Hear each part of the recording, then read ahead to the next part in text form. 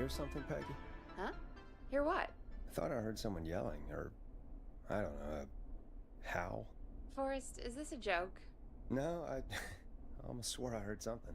Oh, and here I was thinking you'd finally started to ease up. You probably just heard some cats outside. Cats? You know, 4 legs, whiskers, tails, not dogs. I know what a cat is. But I mean, does Gallows Creek have a stray cat problem or something? Not since the rats moved in. Anyway, you ready to do the pre-flight checks? Seriously?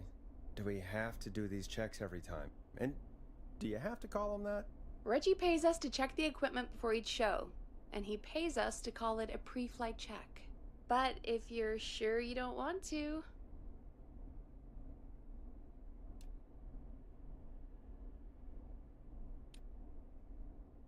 Let's just get started. I know how this goes. Okay, Big Shot. Any technical failures tonight are on your head. Now, let's get the show started. After your introduction, our first segment is Guess That Scream. I thought that was a joke. Nope, and don't blame me for this one. It's Reggie all the way, and he demands we do it tonight. Okay, you're live in 3, 2... 189.16. Good evening, Gallows Creek. This is your host, Forrest Nash, and you're listening to 189.16, The Scream. Before we start taking your calls tonight on Gallows Creek's only late-night phone-in talk show, I need to let you know about a special competition we have for you this evening. Guess That Scream. This is actually one of the station manager's better ideas. Here's how it works. I'm gonna play you a scream, then you call and guess that scream. We need you to guess why they're screaming. Did they stub their toe, saw off a finger, or discover the corpse of a loved one? That's good. Now, Forrest, hit them with the tape. We'll play that scream in just a second. Listen close, and then call in to guess that scream. Peggy, what do you mean play the tape? I used to have a tape guy do that for me. You're not in Chicago anymore, Forrest. Here in Gallows Creek, you get to be your own tape guy. Come on, I gave it to you yesterday. Forrest, you do have the tape right. You knew we were doing this tonight. Peggy, let's be real. Guess that scream is a terrible idea. No, I don't have the tape. It may be a stupid idea, but that doesn't mean it can't be fun. We're going to need a scream tonight, Forrest, and you're the one at the mic, so... Really, Peggy? You want me to scream? You know this show depends on my golden voice, right? Come on, Forrest, just do it. That's enough dead air already. Just think of a scream and let it rip. Oh, God. Sorry about that. I'm back. Had to step away there for a second. Listen close, and then call in to guess that scream.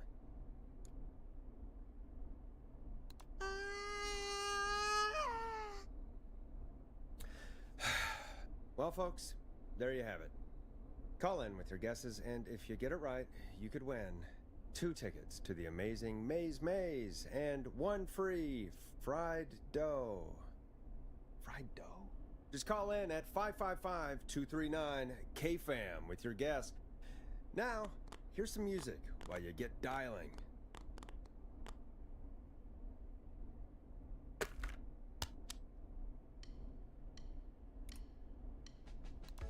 Listen in to this next track from Late Night Lurkers, if you dare. Oh, God, Forrest, that was amazing. Thanks. I can't wait to hear what people think that was. How the hell did I get into this mess? Lighten up, Forrest. That's gonna be the highlight of my week.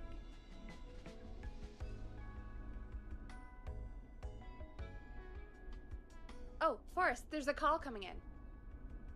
Okay, Forrest, shut the music off.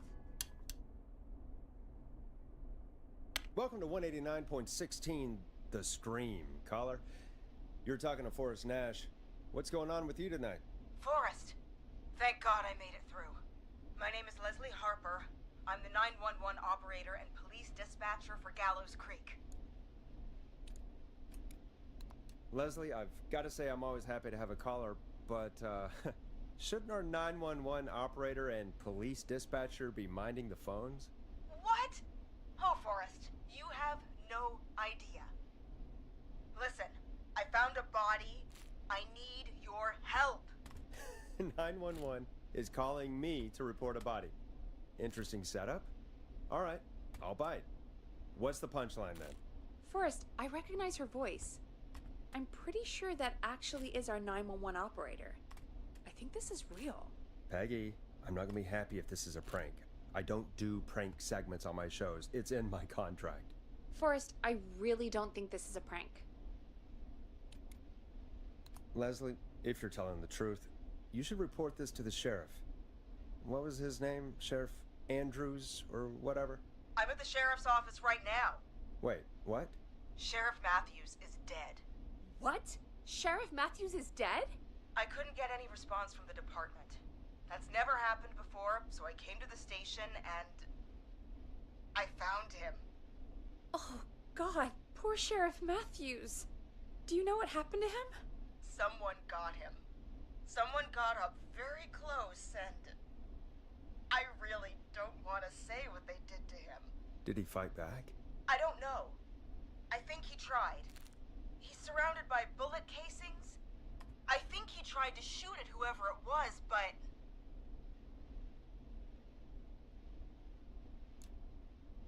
Well, is anyone else at the station? Anyone who can help you? Or who might be responsible? No. I checked everywhere. Deputy Martinez is here, but she's knocked out, tied up, and locked in a holding cell. I called you right after I found her. God. Wait. Please don't tell me that this hick town only has 2 cops. Don't be ridiculous. We have 3, but Officer Gunderson is on leave in Cancun. Leslie, do you have any idea who could have done this? Not a clue. I didn't see anything on my way over. Leslie, you need to call over to Henderson or Quiet Ridge. They need to send someone over from their department. I tried, but I can't call anything but local numbers. Something's wrong. I'll have to go there myself, let them know what's going on, and bring help back with me. But if you leave while there's a murderer on the loose, who's gonna man the emergency line? That's why I called. Forrest, I've routed all 911 calls to come in to you. You can count on me. I'll do what I can. Thank you, Forrest. You're the only person with experience manning a phone line around here. You're the only person equipped for the job. Besides, there are lots of transferable skills between the two. It's like an interview. You ask questions to get information you can use. Keep people talking, you know? Guide the conversation and know when to jump in. You do know that I'm so good at interviews, they sent me from Chicago to Gallows Creek, right? So I've heard. But that doesn't matter. And besides, there are 2 of you. You can talk to each other, discuss ideas, work together. Hell, let's have some on-the-job training right now. I have an emergency. I need to get an unconscious Deputy Martinez out of that holding cell. It looks like whoever attacked her threw the keys into the cell after they locked the door. Is there any way you can reach the keys? No. There aren't any bars to the cell, and the door itself only has a food tray slot. And that's too narrow for me to reach through. There's gotta be another way in.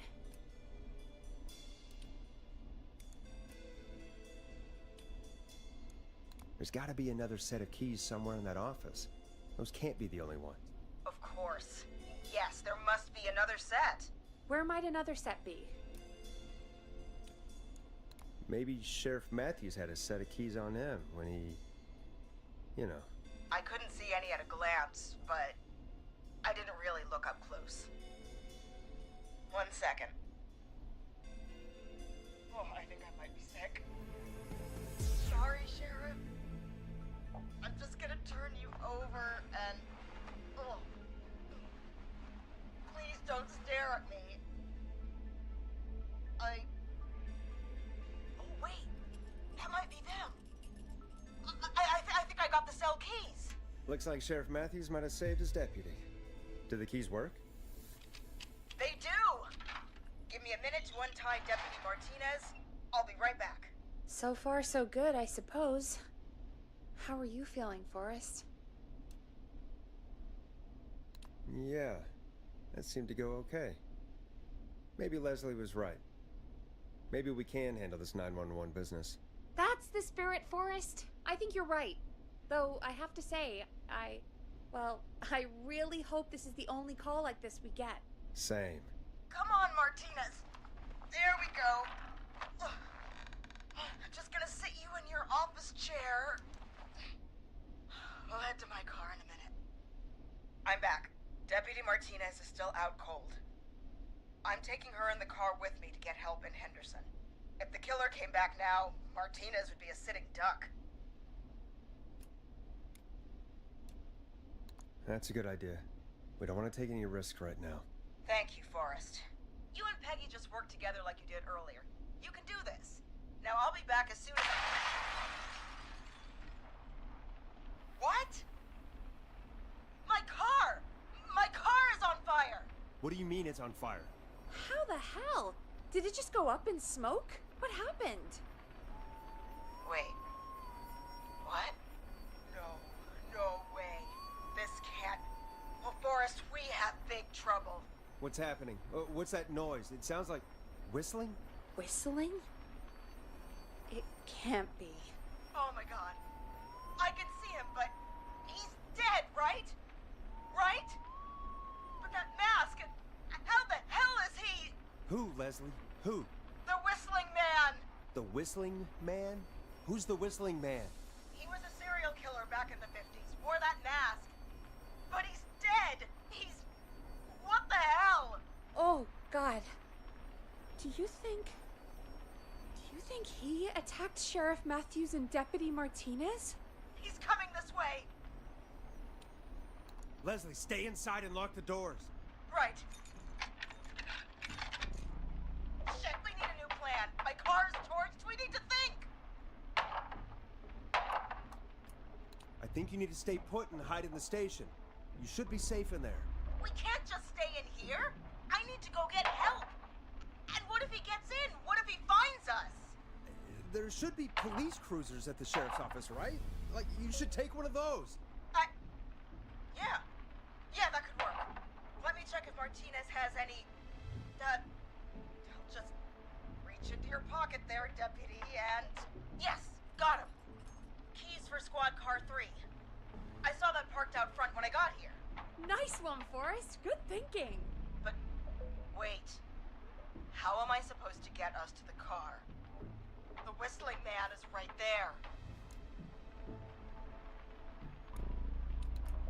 The sheriff must have a gun, right? Can you see it? There was a gun next to him. Let me grab it. Shit. It's empty. He must have emptied it trying to defend himself. Are there any other weapons lying around that you could use? I didn't see anything earlier. Let me check Deputy Martinez's belt.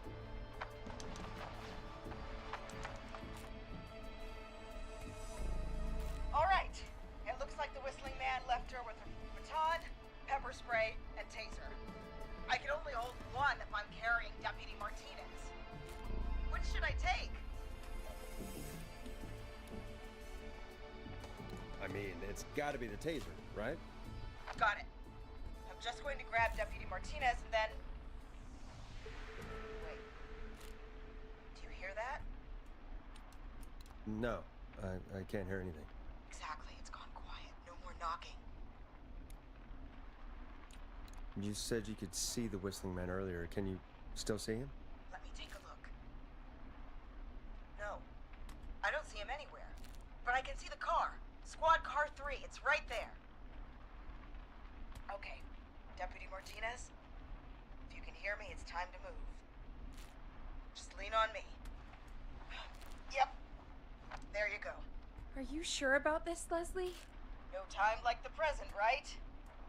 So, here we go. Again, you're hooked into dispatch now, so I should be able to radio you when I reach the car. If I reach it. Speak to you soon. Good luck, Leslie. That's one brave woman. God, I hope she makes it through this.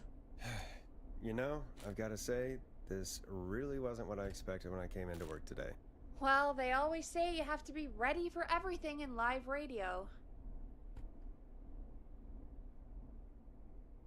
Oh, I think we've got Leslie back on the line. I'm putting the call through. Hello? Forrest? Peggy? This is Leslie. Are you there? Over. That's a big 10-4 there, good buddy. I'm guessing you made it to the car then? Sorry about the CB chat. Old habit. But yes, we made it to the car. Deputy Martinez is in the passenger seat, still out cold. I don't see the whistling man anywhere, and I don't plan to wait for him. So I'm going to get us moving. Jesus! God damn it! Get back! Get away from her! Leslie, what's happening? The whistling! No! Get off her, you son of a bitch! Yeah! Take that! Leslie, what are you waiting for? Get out of there! Don't worry, Deputy Martinez. We're out of here. Leslie, are you two okay? Did you get away, or... Forrest, that taser? Definitely the right call. Oh my god, I can't believe we escaped. Well done, Leslie. You saved a life. Just another day for you. Oh my god, yeah. But let me tell you, I prefer doing it from your side of the phone. Leslie, how long do you think it's going to take to get help? Gallows Creek isn't Nowheresville, but it's pretty damn close. It's going to take a while, maybe 2-3 hours each way. Slightly less if I put my foot down. You keep that pedal to the floor then. We'll see when you're back. You don't have to tell me twice. Anyway, once I'm in... Oh, I think Deputy Martinez is starting to stir. Forrest, Peggy, I've got to go. I'll be out of range soon, but I'll radio back as soon as I can once I got the cavalry. Try not to crash. We need you back in one piece. Good luck, Leslie. Feel better soon, Deputy Martinez.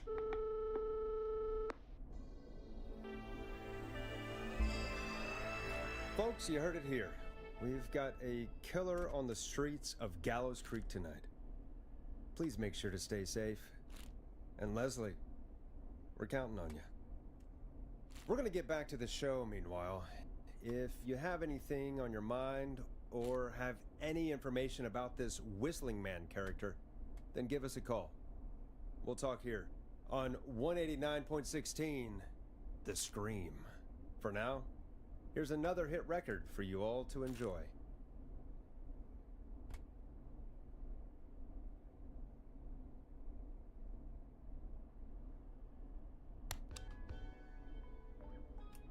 Hope you enjoy this one as much as I do. This is not what I signed up for, Peggy. This is actually insane. Did she really say it's gonna take her 4 hours? This guy's gonna kill half the town in 4 hours.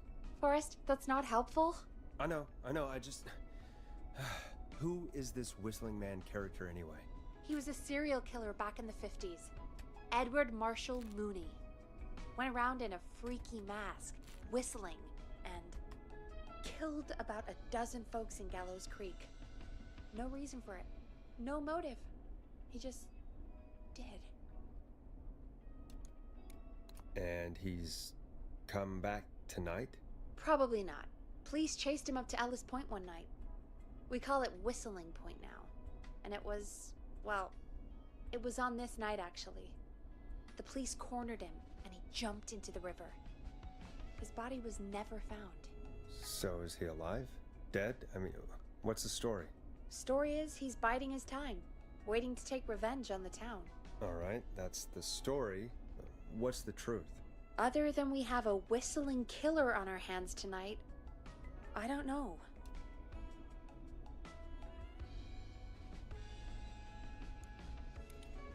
All right. Copycat or ghost killer.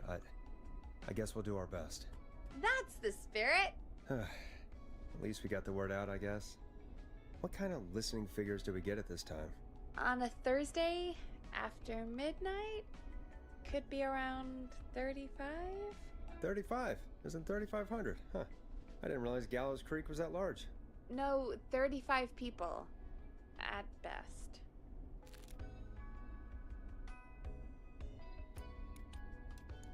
35 at best? 35, yeah. It's a school night. And what's the population of Gallows Creek? I don't know exactly. A little over 1,000? Oh. How many did you get before? You know. Before my career exploded and I ended up on a midnight hour talk show in the town of 1,000 people? Yeah, before that. Around 5 for most shows on the low end. Big gas could pump that up to 10, 15, easy. 5,000 on the low end? We could only dream of that. 5 million. Million? Yeah, sometimes that's just the way it goes. At least the Whistling Man hasn't killed me yet. I guess. Yeah, I guess we're gonna learn a lot about perspective tonight, huh? Oh, we have a call coming in. Take it when you're ready. Time to turn the music off. Hello, caller. You're live on 189.16, The Scream. Is everything, all right?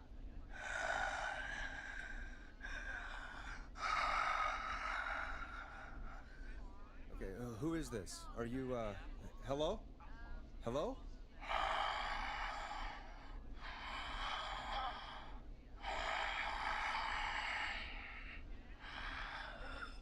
Okay, what's your name and why are you calling in?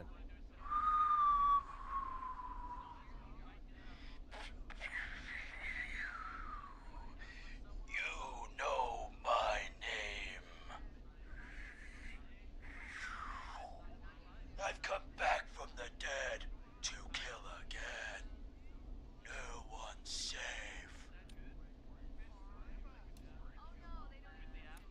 Do you accept requests? I've got a list of names I'd love to see in the obituaries.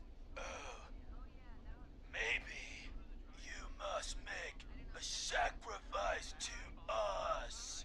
A sacrifice? To us? I mean, me.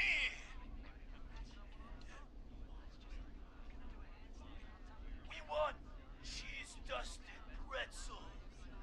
I mean, I want cheese-dusted pretzels. Or I'll cut your face off. Goddamn kids. I'm cutting them off. Not yet. I want to deal with them.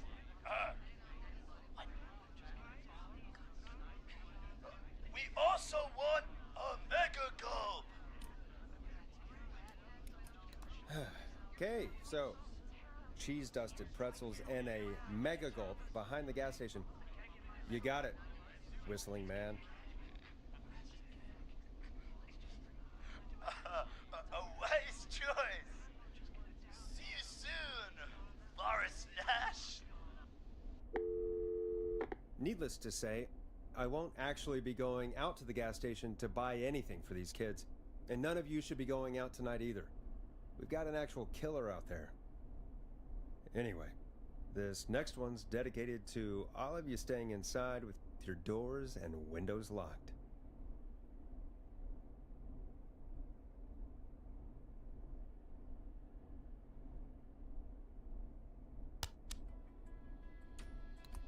Peggy, the hell was that? Kids pretending to be a killer who right now is stalking the town? It's a thing. A thing? Ugh, kids around here. They pull pranks pretending to be him. By pretending to be this Whistling Man character? They think it's funny, but it's not. It's not funny at all. And there's no chance that our Whistling Man was just a prank. That Leslie... No, that's real. Christ. Let's stay positive. We still have a show to do. We already have another caller on the line. All right. Let's do this. Hello, caller. You're live on The Scream with me, Forrest Nash. What? I dialed 911. I need the sheriff right away. Okay, right. Well, I'm filling in for 911 tonight. What's your name and what's your trouble? My name is Sandra Sharp, and I need the cops now.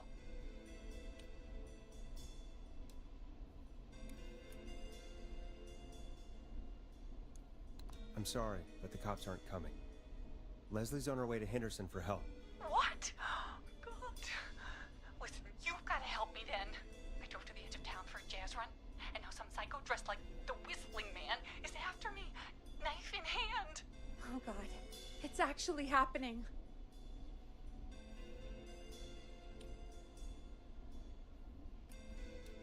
Where are you now? Did you escape to somewhere safe? Oh, I did, baby.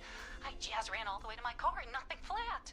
But I dropped my keys somewhere along the way. I never locked the door at least, so I've got a place to hide, but I can't get moving.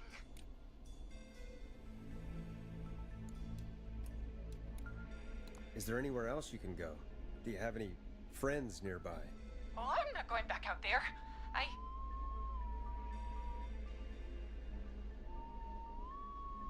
Oh, shoot. Boy, he's back. Look, I don't know a thing about cars, but I gotta start this engine without the keys, and you're gonna have to help me. Wait, I don't... If it helps, I've got a toolkit buried beneath my spare sweatbands. I'll call you back when I find it. You're listening to 189.16, The Scream. Hosted by me, Forrest Nash, your friendly neighborhood radio host, mechanic, and savior. Sit tight while the record spins, folks. This one goes out to you, Sandra.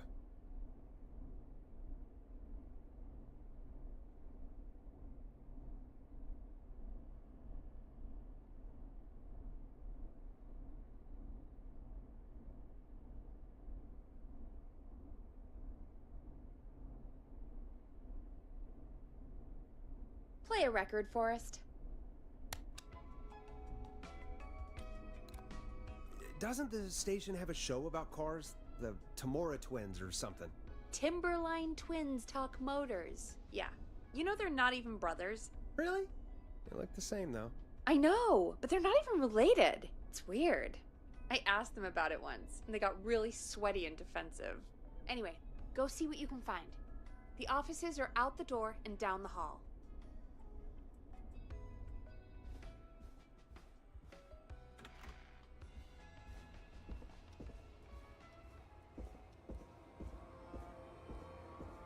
So many locked doors, so few keys.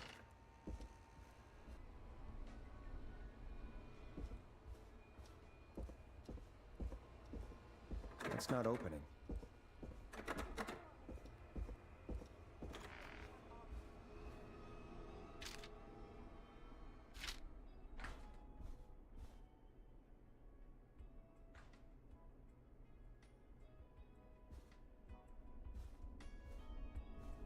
You find anything? I found a note.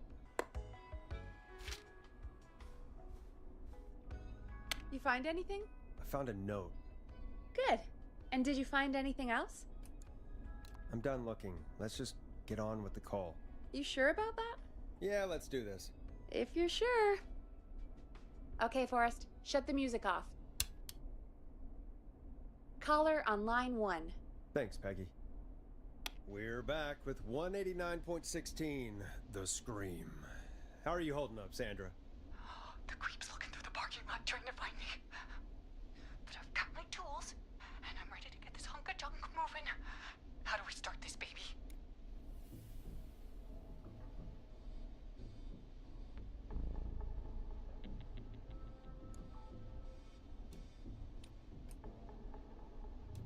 Unscrew the steering column. All right. Just turn. Just turn. 1, 2, 1, 2. Oh, God. How long are these screws? Okay. Cover's off. Okay. There's a bunch of wires down here all paired up and... Oh, God, my heart is pumping.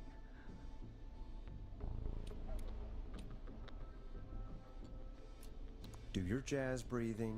Don't panic. Okay.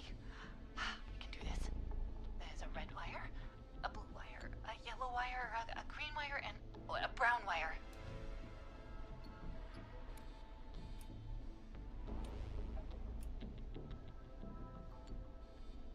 Strip the blue and red wires and twist them together. Okay, here we go. Blue and red and twist and turn and... Oh, it won't turn off. Oh, don't listen to me yet, radio. There are three pink wires going into the stereo. What do I do? Cut the middle wire. Oh my God, who is coming right for me? It's for nothing, you... Oh, you bad bister. I do a mean kickball change and I swear I...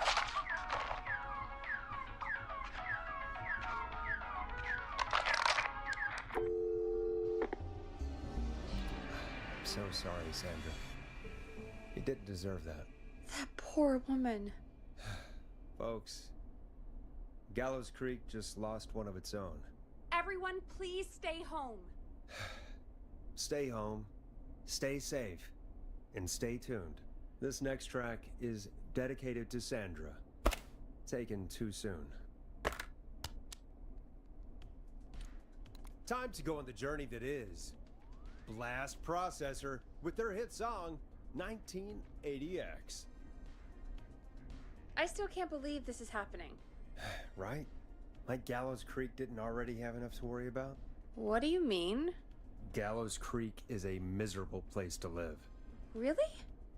Miserable? Peggy, be honest, it's a dump. There's nothing to do here. Hell, I'm almost ready to thank this whistling guy for at least making things interesting. Well, I like it here. People are polite and, friendly, usually, if you get to know them. Come on, there must be something you like about this place. I guess some folks have been okay. You're not terrible, after a while. Not terrible after a while? High praise coming from Forrest Nash. You know what I mean, Peggy. I do. It's Forrest Nash for I think you're swell. Anyway, I hope the killer is done for the night, and that Leslie gets back soon. Me too. Can we at least call off that stupid Guess the Scream contest now? Yeah, that'd probably be a good idea.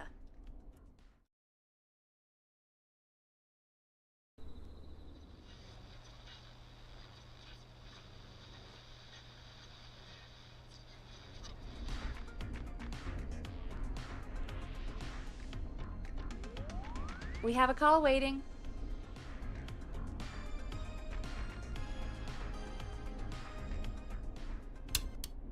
Evening, caller. This is Forrest Nash, host of 189.16, The Scream, and tonight's 911 stand-in. Hey, Forrest. My name is Brian. Brian Ponte. Brian Ponte of Ponte's Pizza.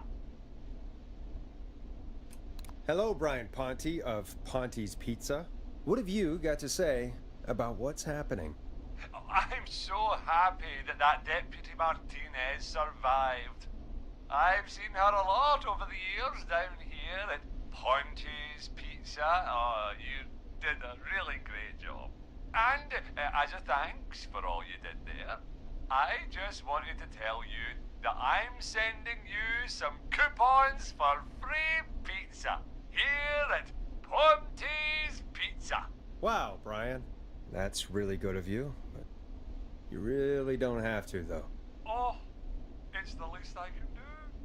And if you like it, well, you're in luck, because we're always running great deals that'll have you eating for pennies.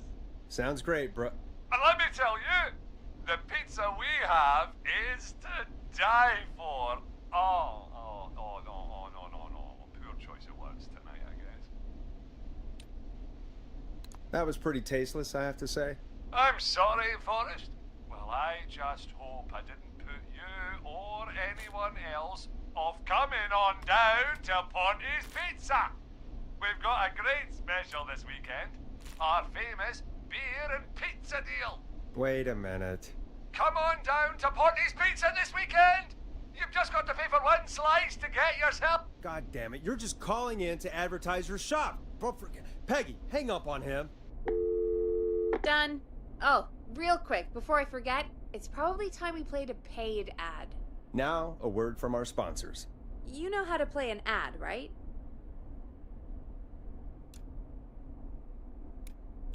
Sure.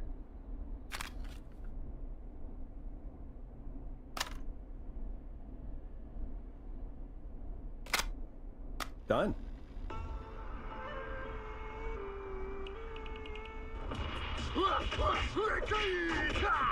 Do you seek ancient wisdom? Do you want to double your power? Are you ready to unlock your inner warrior for only $24.99?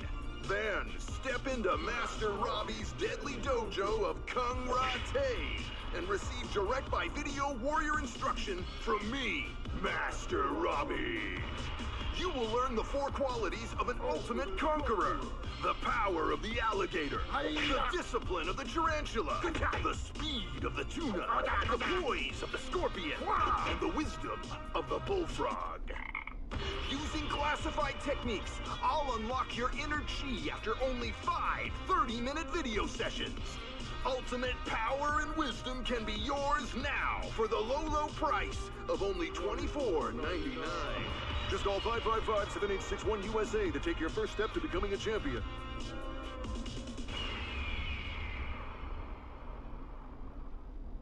Never forget the element of surprise! If you buy today, you'll receive 2 additional VHS tapes. The Tornado Technique and Karate Lovemaking. Call today!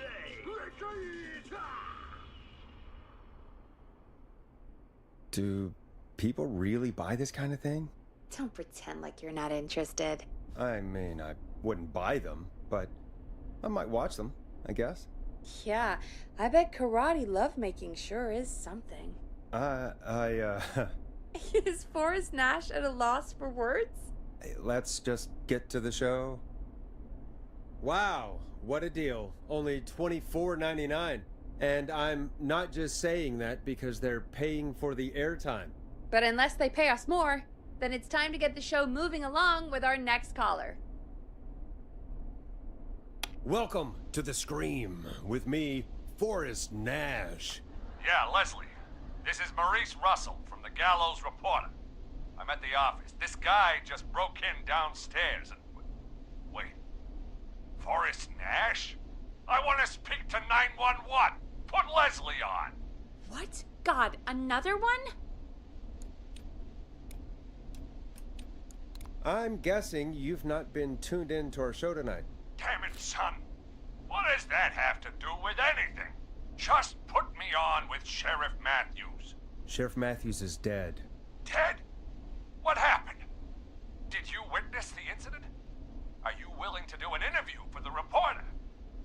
I can cite you as an anonymous source, if that's a concern. We're live on the air. Anything we say can and will be broadcast. Live on... Damn it. All right. There's obviously a lot more going on than I know. Yeah, there's a lot happening tonight. You said someone broke in. That's nothing to get worked up about. Some idiot kid just broke in, dressed as the Whistling Man. Heh, teens. They get worse every year. This punk wasn't even a disappointing twinkle in his daddy's eye when Edward Marshall Mooney stalked the town. But I was there. I covered it. Maurice, I don't know what's going on, but he's back. The Whistling Man is back. Don't be an ass, Nash. Every year this happens. They think it's funny. Not a big deal, old man. But they didn't live through the terror 30 years ago. Anyway, I know for a fact, Edward Marshall Mooney is dead. I don't know who I'm looking at on the security monitor. But if he killed Sheriff Matthews... Where are you now? I'm in the boardroom, upstairs. We got security cameras all around the building. You can watch them on any TV set here. And there's a set in the boardroom.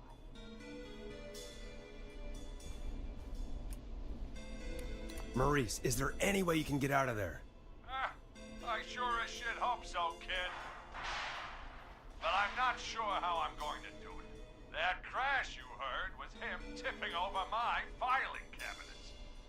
He's blocking the stairs. I'm guessing the stairs are the only way out?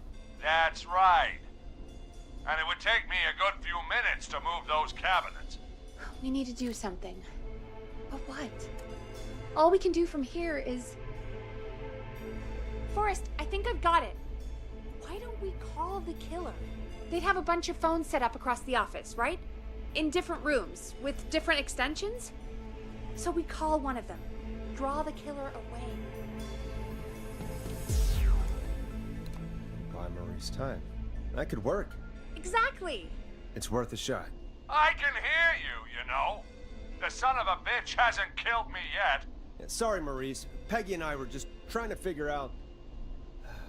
You realize how stupid that plan sounds, right? For that to be successful, you're gonna need every phone extension. Plus, a plan of the entire office floor. All delivered while the killer is en route. I've got it. And thank God I've always been cool under pressure. Don't go anywhere.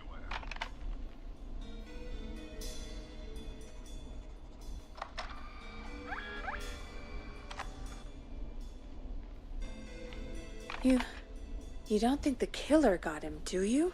Mr. Russell, I'm here. The freak's going to be here any second, too. Go check your fax machine.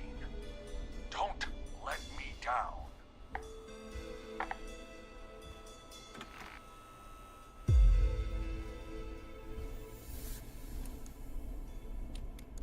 that was fast. How do you know our fax machine number? K-Fam and the Gallows Reporter have a pretty long history.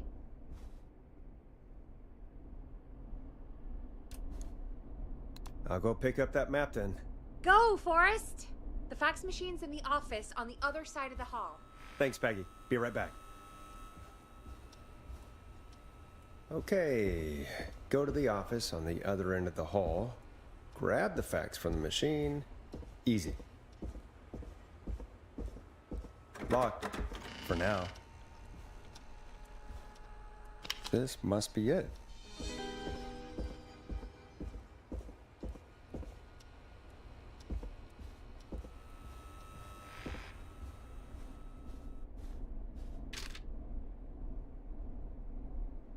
Hey, did you get the fax? Yes, I have. Mr. Russell, you still with us? I am. You get my fax? Yeah, I got it right here.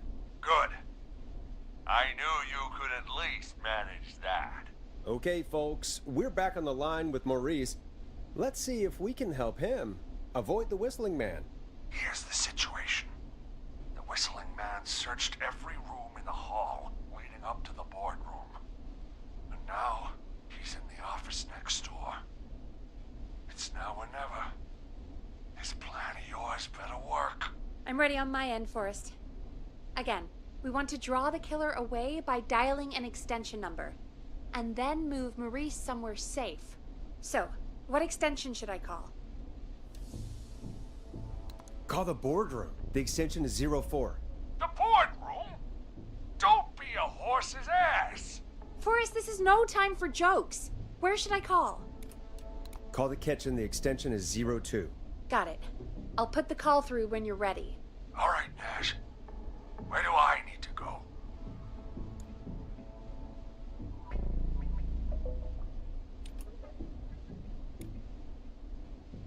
You're moving to the archives.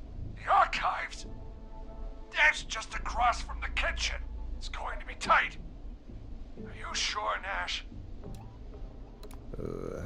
Let me rethink this. Damn it, man!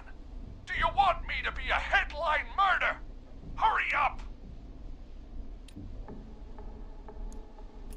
On second thought, let's dial another room. Let's dial another... Boy! We're wasting time! He's right, Forrest. I can get another number ready, but we probably won't get to change our minds again. Where do you want me to call? Call the editor's office. The extension is 03. Got it. I'll put the call through when you're ready. All right, Nash.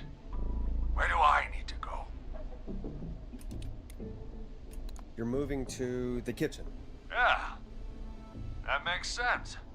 Go somewhere he's already checked. Not bad, Nash. I'm ready to place the call. Are you ready, Mr. Russell? Don't have much choice, do I? Make the call. Yes, sir. Calling now.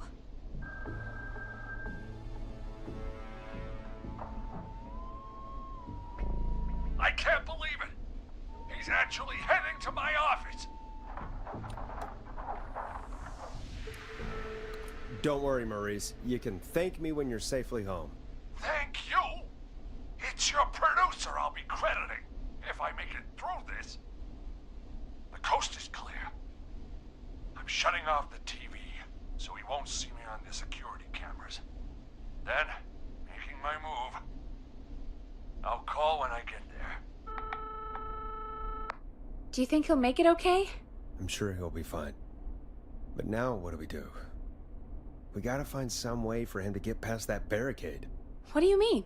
I don't think calling the Whistling Man is gonna buy Maurice enough time to move those cabinets. We gotta think of something else. Yeah. Maybe we could... Oh! Call incoming. You ready? Ready as I'll ever be. Put him through. Alrighty. Mr. Russell, are you there?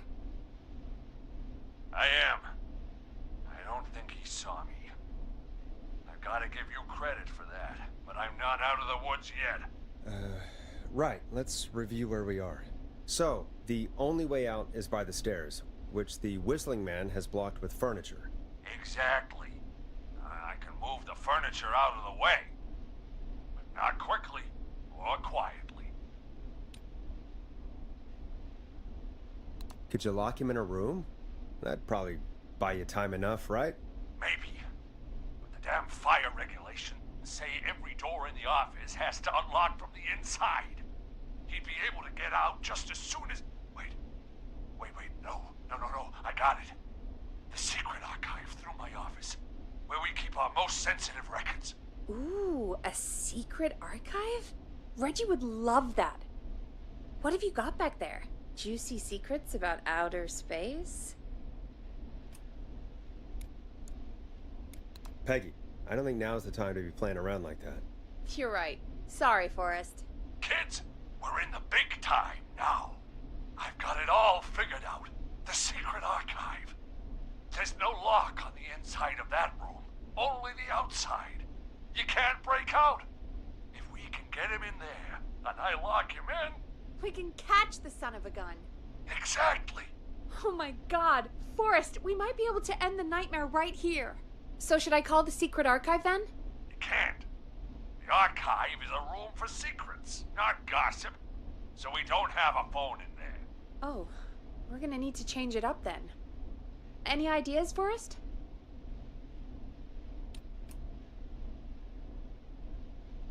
Is there a TV in that room? Maybe that could draw him in. Ah, of course. I turn it up, he comes in, and I get my head chopped off.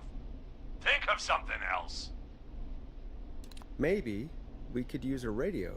There's no radio in the secret archives. Are there no radios at your offices? I don't have one in my office, but... What is it? Our sports reporter, Hopkins. He has a little portable radio he never turns off when he's here. That might be what we need then. Is his portable radio still there? It should be. It's what he calls his work radio. It should be in the archives, actually. I'll sneak over while our friend is still distracted with his search. I'll call you back once I've got the radio. We're gonna save him, Forrest. Heck, if this works, we might even save the whole town. We're close. Let's make it happen, Peggy. How can we fail? I mean, it's a plan with steps.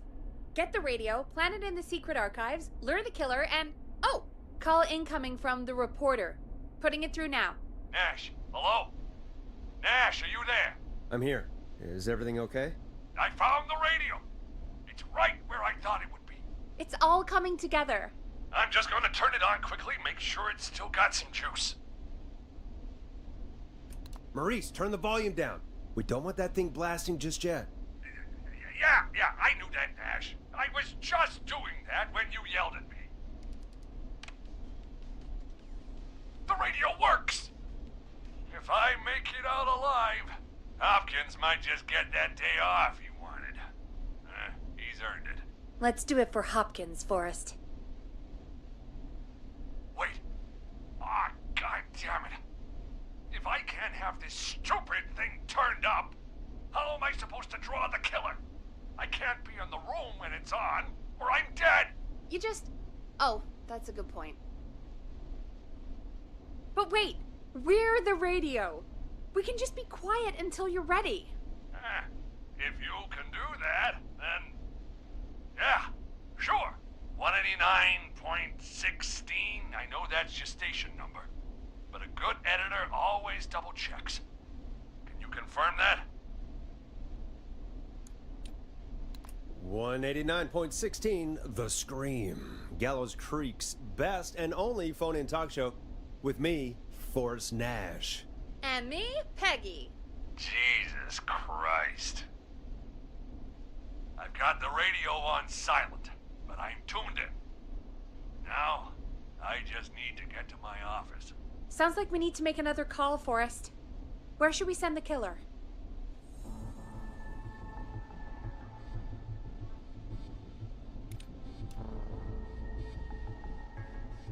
Call the boardroom. The extension is 04.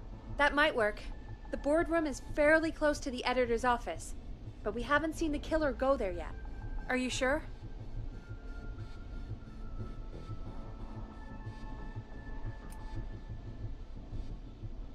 Let me have a think again. Call the kitchen. The extension is 02. That could work. The kitchen is far away from the editor's office, but the killer searched it before. Are you sure?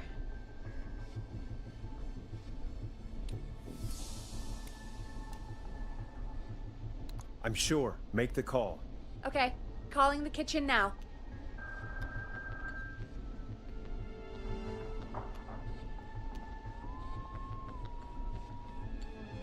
He's on the move. I'll call you guys from my office in a second. Looks like we're almost through this nightmare. Any idea what you'll say to draw the killer in?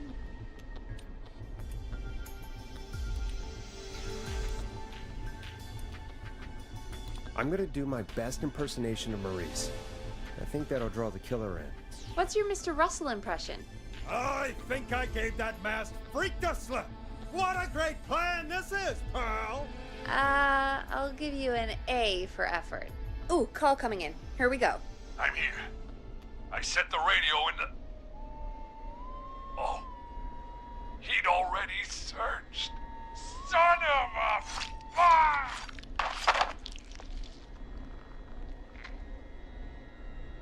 Forrest, he's... Dead. Let's put on a song. Give us some time to recover. I think that would be for the best, Peggy. Folks, we'll be back soon. If you have any stories about Maurice that you'd like to share, give us a call after this next track. Well, this is gonna be a long night. Oh, really? I feel like it's going pretty quickly to me. I could ask you some questions to speed things along. You're gonna interview me. You sure about that? You're not so scary.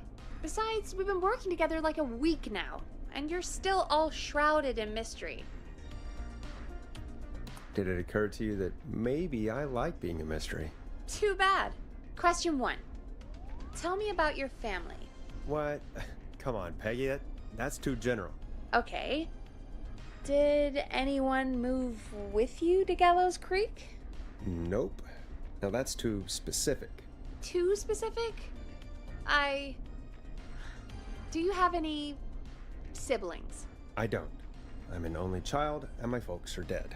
Oh, I'm sorry, Forrest. You're sorry, why?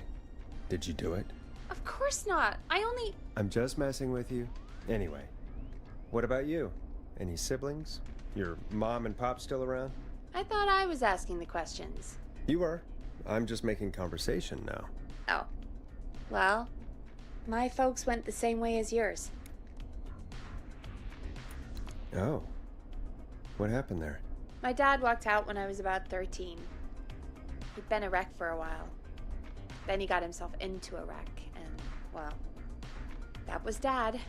Mom didn't take it well. She remarried pretty quick after that. She wanted to forget Dad so bad, she even made me take my stepdad's last name. So I'm Peggy Weaver now. Anyway, Mr. Weaver got sick one day, and my mom didn't last long after he went. I'm sorry to hear that, Peg. Don't call me Peg. Yeah, sorry. I was just trying to be... It's okay, I know. I'm sorry. I'm defensive about that name.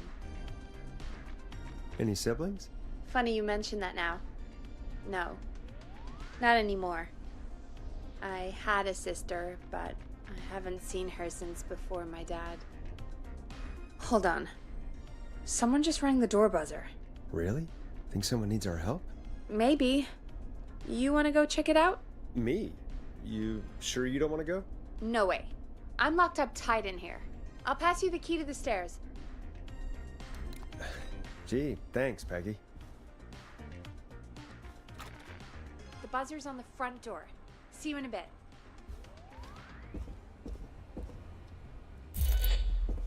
Okay.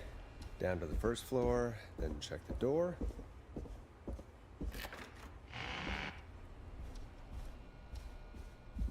Wow, that was ominous. A tape. Play on air.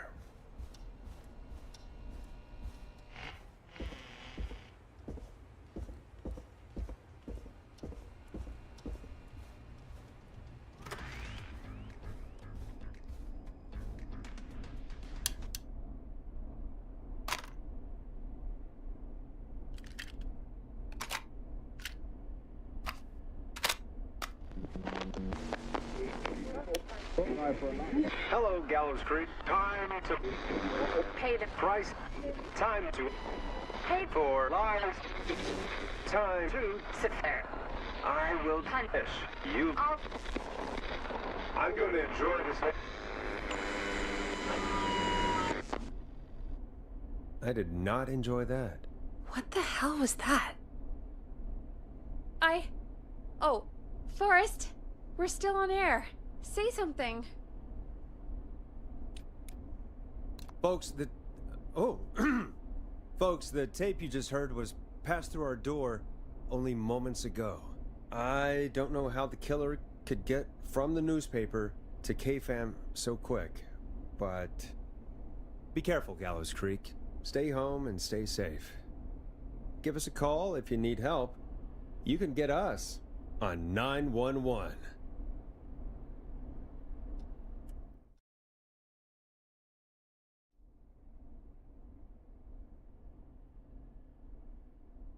Thank you again, Mrs. McKenzie, for the helpful tip. The bagger at the grocery store cannot whistle. We'll remove her from the suspect list. Let's go to a break. I need you for a second. All right, folks. We need to take a quick break. This one's for all those folks out there keeping the hatches battened.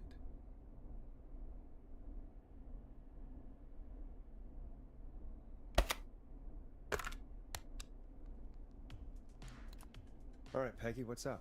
I pushed a cassette under my door. Go play it.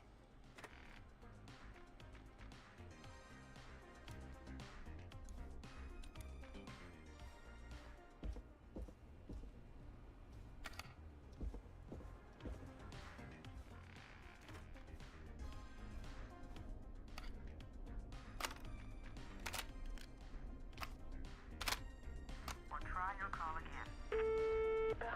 Straight to voicemail? My God. All right, I've got it. Any professional Did we forget an ad or something? I don't know. It was buried in my work mail. I only just saw it. See what it says. Play me ASAP, off air. That's Reggie's handwriting. But he wrote it in purple. And? purple is Reggie's angry color. He only writes in purple when he's really pissed off. Busy programming. I'll be frank, I don't want Purple you as part of message. this debut, All right. but Mr. Snatcher, I'll put it on. I hope it's nothing serious. And current friendship, Gina. Forrest, mate, you alright? Don't worry about Gina, you know how she is. But yeah, can't wait for you to hear the new single, man. I think Final Breath is my best work yet. I really hope you and your listeners like it. And man, if you ever find your way this side of the pond, let me know. We'll have to catch up. If Final Breath isn't played on your airwaves by the end of Mr. Nash's show tonight, the next call will be much less friendly. That was Roddy Snatcher, Forrest. You know, Roddy Snatcher?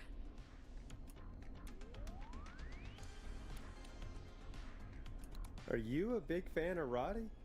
I love Roddy. I Will Always Find You was my song. I wish we still had it in rotation. Oh my god, I can't believe you know Roddy Snatcher. And I can't believe you didn't tell me he sent you his new single. We have to play Final Breath. Where is it? I don't know. They mailed it to K-Fam, not to me. Then it's gotta be downstairs at reception. Man, I can't believe Barbara didn't say anything. I mean, well, if that fiasco last Friday about the missing Knife and Easy track is any indication, folks at K-Fam aren't against hoarding station music for personal use. I think we're still missing a few tracks, actually. Well, go get Roddy's song before Gina sues the pants off us.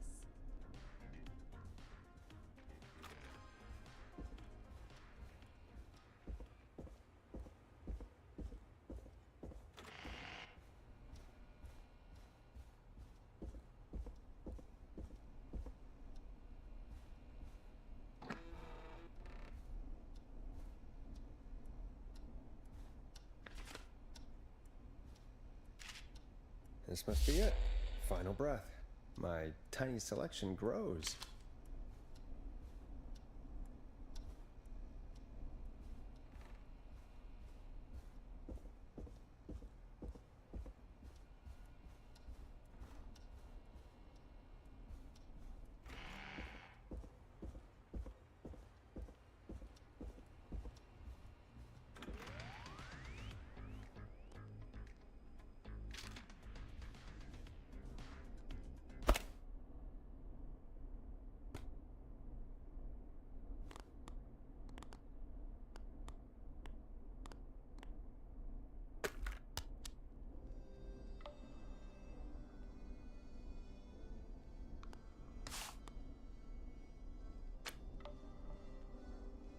Hey, did you get it? Got it. Let's get this on the air. Gallows Creek. I'm pleased to say we're in for a much-needed treat. Up next, courtesy of the British sensation himself, is a track you won't hear everywhere. Here's Final Breath by Roddy Snatcher. Wow. God, Roddy's the best. He is. And more importantly, we should be safe from the worst of Gina Franklin.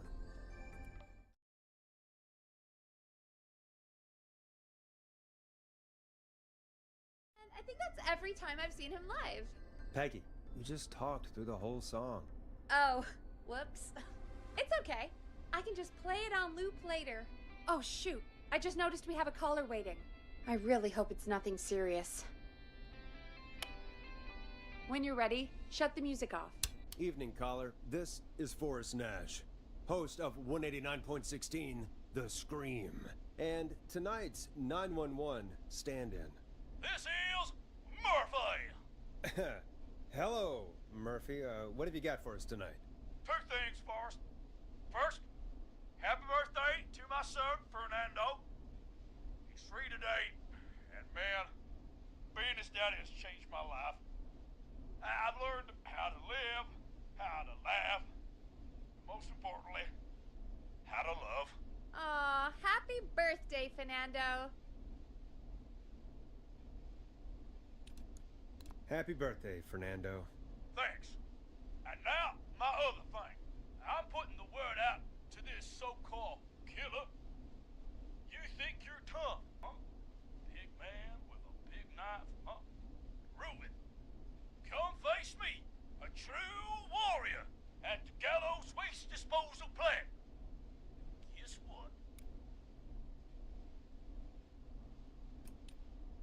Are you gonna kick his ass, Murphy? Goddamn right! I'm gonna kick his ass! I got all the tapes in Master Robbie's Dojo series. So get ready, Whistling Man. You just let loose the junkyard dog. Oh no. And there he goes. Ladies and gentlemen, keep your fingers crossed for Murphy as he tries to become our hometown hero. Although, having heard that Master Robbie ad earlier, well, don't get your hopes up too much. Anyway, we'll be right back after this commercial.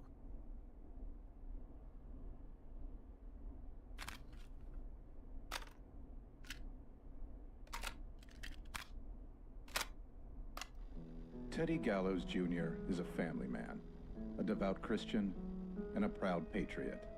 Teddy Gallows Jr. is Gallows Creek. Like his father and all his fathers before him, Teddy Gallows Jr. has worked hard to create jobs, improve infrastructure, and make Gallows Creek a good place to raise a family.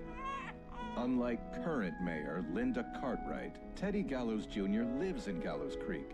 He's our neighbor, and he stands with our neighbors. Like Sheriff Matthews, who, after years of keeping the peace, Mayor Cartwright is trying to force into early retirement. Teddy Gallows Jr. doesn't believe in keeping a good man out of a job. Teddy Gallows Jr. believes in the American dream. Does Linda Cartwright? Help Teddy Gallows Jr. keep Gallows Creek a good American town. Help him become mayor.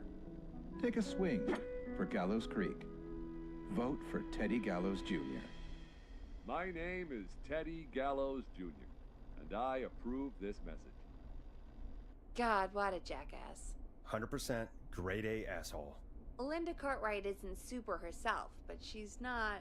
Yeah, we don't have any more of those ads to air tonight, do we? No, just the one. Good. I have to ask, though.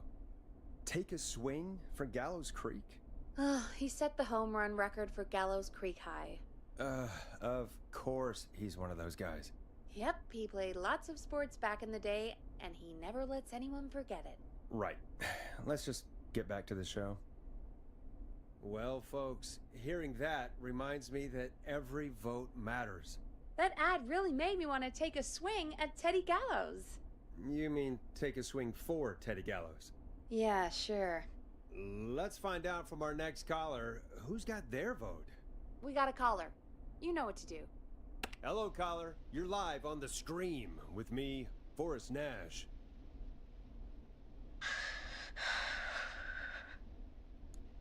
Hello? Who is this? Are you okay? Do you need help? Forrest? He called me? That horrible whistling down the phone. He's coming for me? Jesus. Okay, listen, caller. Don't panic. We've done this a few times now. We can help you. A few times already? So, you saved them, or? Well, you know, we learned a lot. Oh, God. We're gonna help you. Can you tell me your name, caller? I'm Dr. Sullivan. Virginia. Sorry. Take some deep breaths, Virginia. You're gonna be okay. Please don't let me die. I won't. Just calm down. Tell me where you are right now. What's your address? I'm... Oh, God.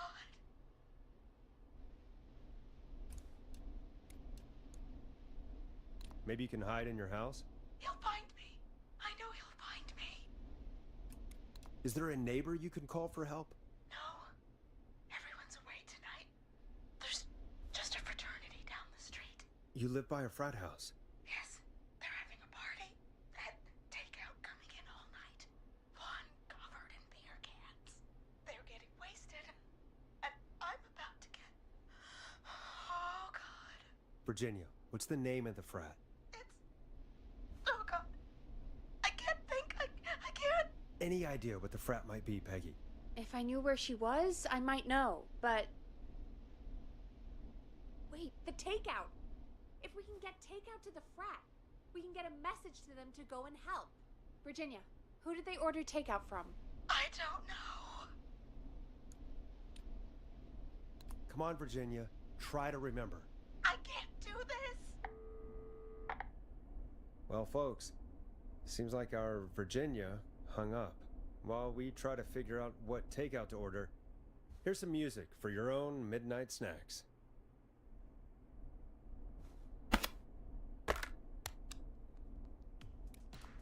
Peggy, what places do takeout in Gallows Creek?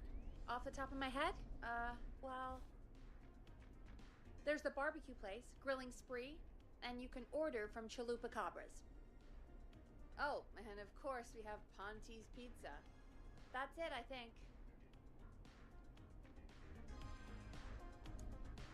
All right. We'll call each place and ask who they deliver to tonight. That's not going to work. Takeout client privilege. What? There was a lot of competition back in the day. Things got ugly. It's a long story. But what we can do is this. We figure out where the frat boys ordered from, call the takeout pretending to be from the frat, place an order, and include a note asking them to call the station. There's no other way, is there? Not that I can see. Well, let's not waste any time then. That's the spirit. You got any suggestions on where to look? Check the offices for anything food related. And maybe the kitchen downstairs. You'll need a key for that. I'll just slide it under my door now. Thanks, Peggy. God, where to start? What would make me order from somewhere if I were a partying frat boy? We have a food critic, right? Chad or Brad or... I'll just have to look around.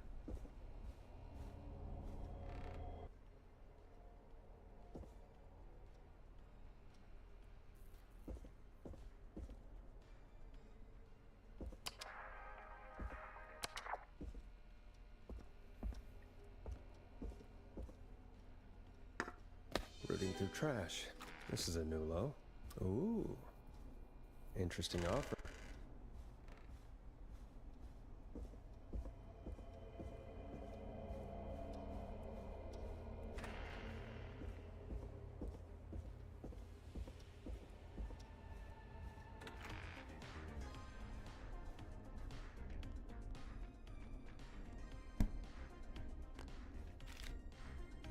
Hey, find anything useful?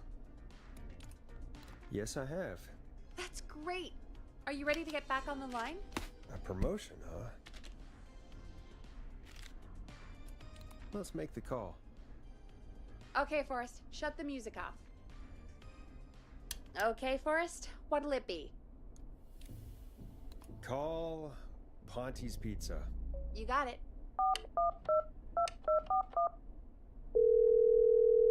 Ponte's Pizza is on the line. Ponte's Pizza. May I take your order? Hey, dude, what's going on? May I take your order?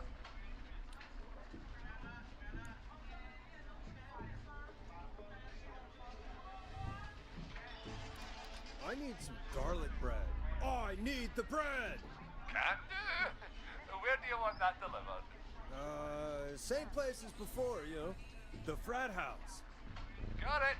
And we'll have that over to you right away. Oh, and one more thing. Can you add a note to the order that says to call K-Fam? K-Fam? Oh, consider it done. The folks at K-Fam are huge fans of Ponte's Pizza, you know. I should really call them and let them know. And now we wait. We should put a song on. Agreed. This one goes out to our delivery workers.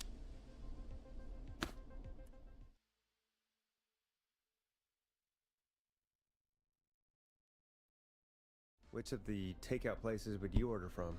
To save Virginia? No, where would you actually eat? Oh, I mean, they're all pretty equal. You mean equally good? Yeah, not Ponte. He's not Ponte.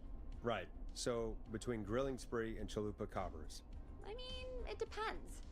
Do I want a plate full of meat? Or do I want really, really good nachos? It can change depending on the day, you know? Yeah, fair enough. Maybe I... Hold that thought, Forrest. We've got a call coming in. Hello, caller. You're live on the Scream with me, Forrest Nash.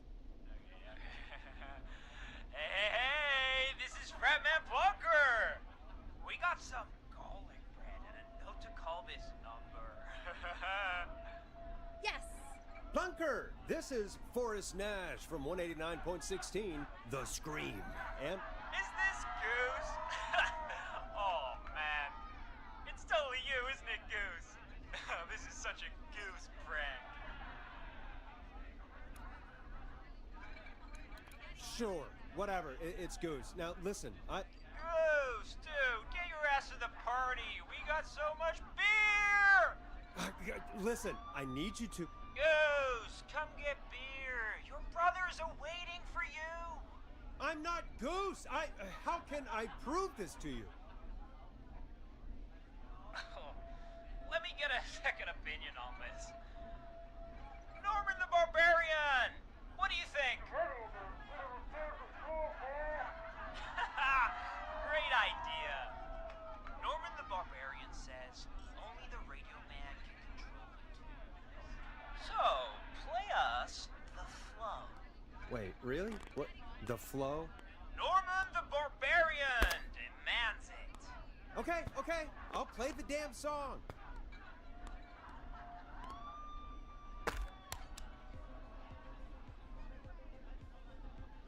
Oh, shit! Okay, Radio Man. You got my attention. What is it? Thank God. Listen, you've got to get over to your neighbor's house. All of you. Just... Say no more. Plunker's moving the house. Forrest, line 2. Hello, you're live on 189.16, The Scream. Forrest, it's the killer. He's at the door. Grace. Oh my God, it's you, isn't it? God, I didn't talk, I promise. Whoa! The party has arrived! Oh, thank God. He's gone and... Oh! Oh, is that you, Radio Man? Don't worry, we brought the beer. Good times are here. I could use a drink. Thank you, Forrest. You're welcome, Virginia. And thank you to Plunker and his fraternity brothers. Some heroes wear capes, some wear sheets as togas. Hey, Forrest, did you hear what Virginia said earlier? What was that all about? Clive, I didn't talk. Do you know what she meant? There's a janitor here at the station named Clive, but your guess is as good as mine. All right, folks. Seems we may have a lead. If any of you know a suspicious Clive, then please call in. It could save lives. In the meantime, looks like we have another caller. Time to turn the music off. Hello, caller. You're live on The Scream with me, Forrest Nash. It's great to speak with you, Forrest. As a local small business owner, I find this all horrifying. A killer roaming the streets of our fair town? Ooh, terrible. I hear you there. It's a scary time for everyone in Gallows Creek. How are you holding up? You somewhere safe tonight? Yes, Forrest, I am. I'm here at work in my small business. It's a safe, family-friendly place. Oh, what small business do you own? Oh, well, I'm not really big on promotion, but since you asked, it's Ponty's Pizza! The best and only pizza place in town! Come on down and get yourself a cracking deal on our 2-for-1 God damn it, Ponty, no! No free ads!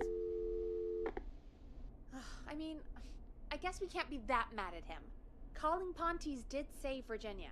I can be mad, Peggy. That sort of thing just... I can be mad. Look, he's gone now. We already have somebody else on the line. Just take a deep breath and let's keep going. Evening, caller. This is Forrest Nash, host of 189.16, The Scream, and tonight's 911 stand-in. Hi. Hello? Am I on air? Sure are, caller. What's your name, and what have you got for us tonight? Name's Eugene Stein, and I've got a heart full of love, Forrest. I'm hanging out in the middle of the maze, listening to your show, looking up at the stars and waiting for her. You got a special lady coming out to see you. Yeah. Molly. We planned to get lost in the maze tonight. To take our first journey together into the love labyrinth. That's why I'm calling, actually. I thought she'd be here an hour ago.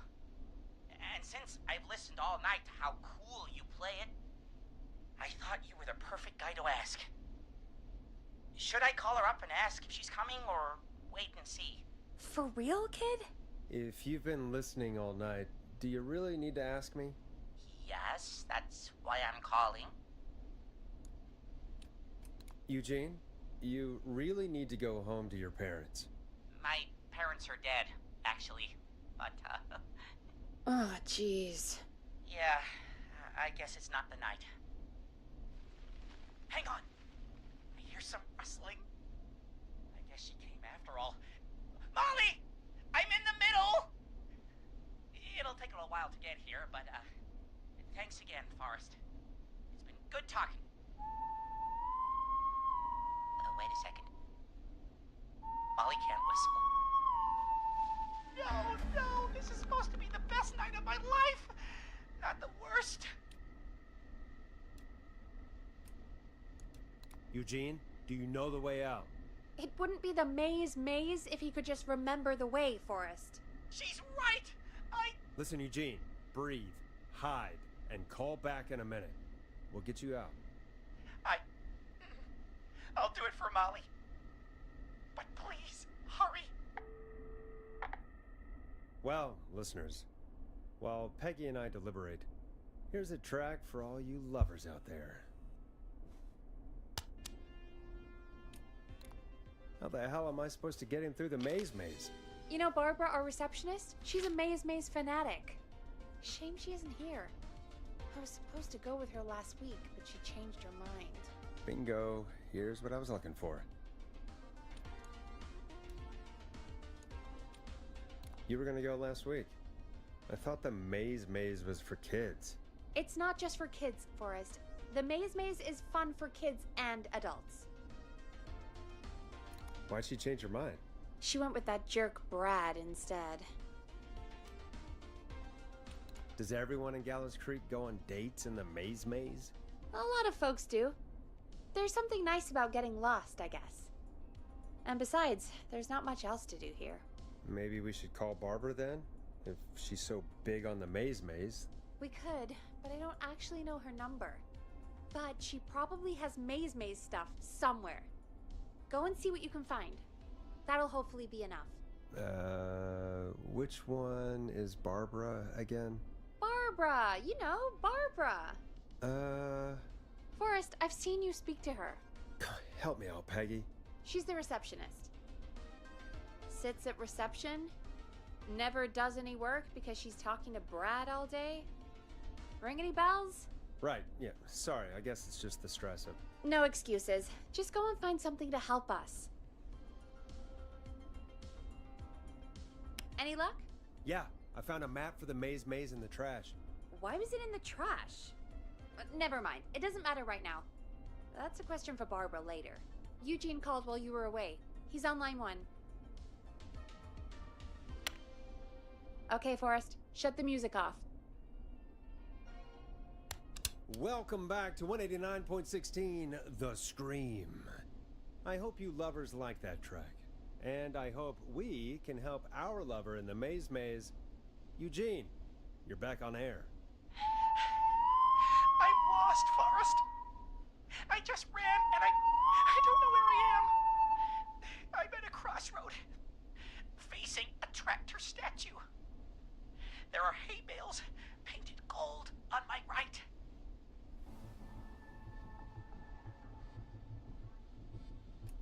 Go left.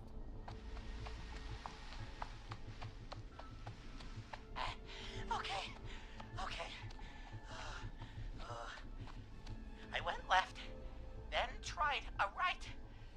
I have a pig statue in front of me and a creepy rocking horse on my left.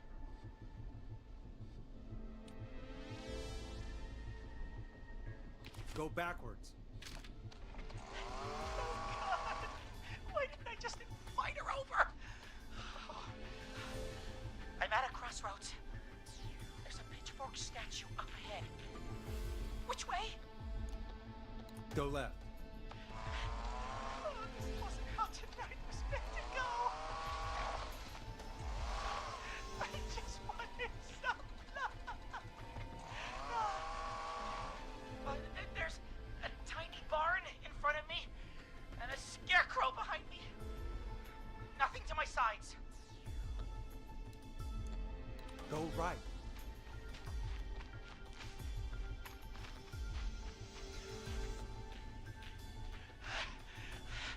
I can't run much more. I just passed a corn silo. Didn't see anything else.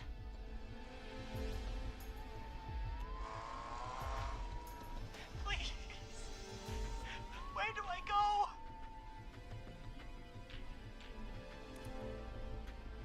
Go forward. Okay. Here I go. This, doesn't look right. No, I'm going back to where I was. Jesus! Oh, shit! He's cutting through the walls! Where do I go? Go left. Okay, I'm going! Please, no! You don't have to do this! Ah! I think I'm gonna be sick. I guess that's what love does. It makes us fall to pieces. I just... Don't, Forrest, okay? Don't. By the way, why do you think Molly missed their date? Do you think she's okay? Unfortunately for Eugene, I think she probably never left home.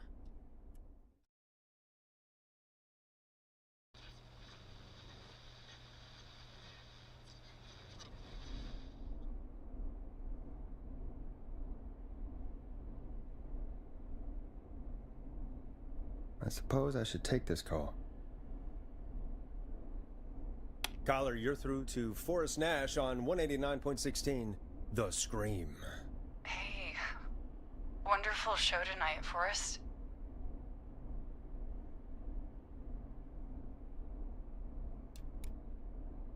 Thank you. That's really wonderful of you to say. What's your name, caller? You can call me Dawn. Could you play my tune, Forrest? Your tune. Sure. Long Ride Home. That old song. Sure. We got it. I think I played it the other day. Thanks. It'll be good to hear it again. All right, folks. Coming up is that old classic. Forrest, I don't think you're gonna find that song. What do you mean? I played it a few nights ago. I know, but, we don't have it anymore. What are you talking about? I threw it away. You threw it in the trash? No, I threw it out the window earlier today. Peggy, that's a bit extreme, isn't it? Brad was annoying me all afternoon. He played it on repeat because he knows I don't like it. So I grabbed it and threw it right out of one of the office windows. Not my finest hour, but I can only take so much. All right. So, what do we do instead then? Let's just play a different song. We've got more important things to think about anyway. Gotcha. Okay, folks. Here comes some unrequested music. Sorry about that, Dawn. Maybe try again tomorrow night. Sorry.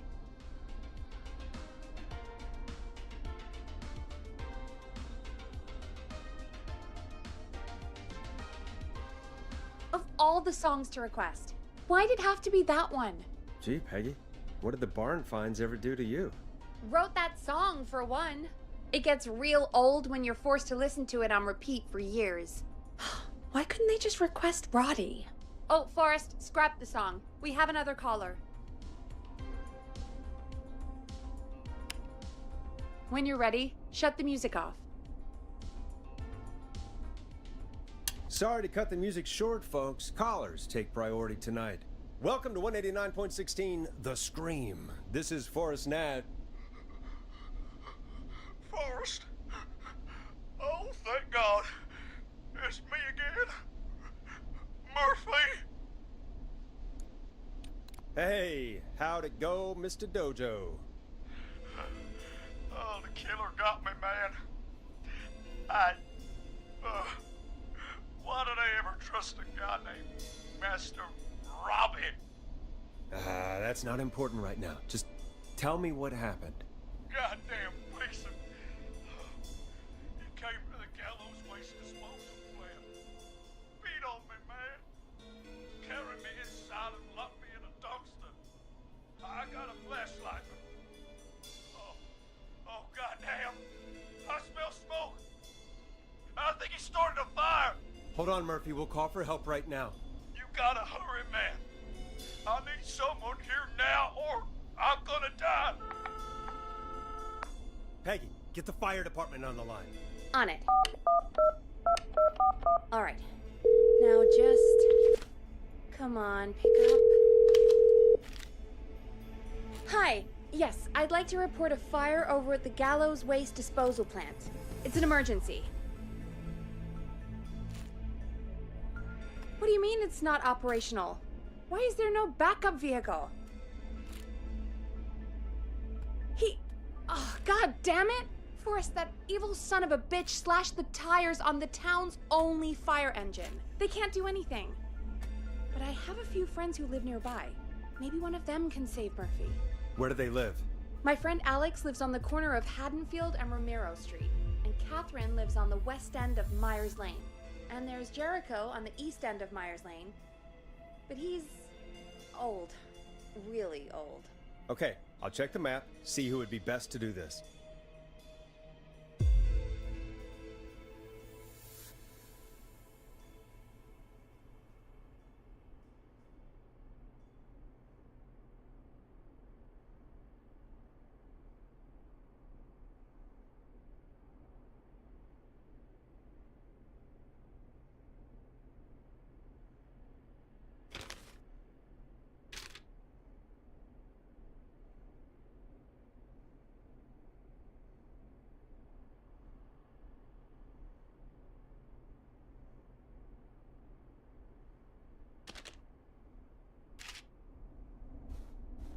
All right, Forrest, who should I call?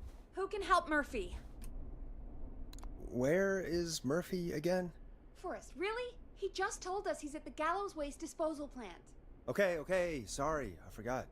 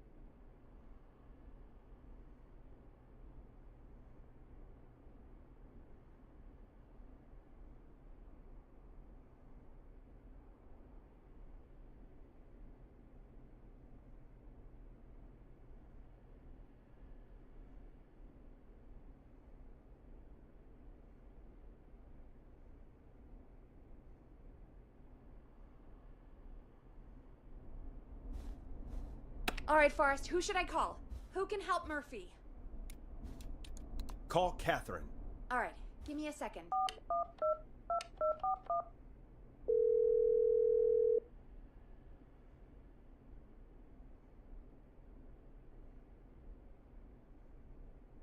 They're on the way. They'll call from the plant. You can direct them from there. Well, let's hope they get there in time.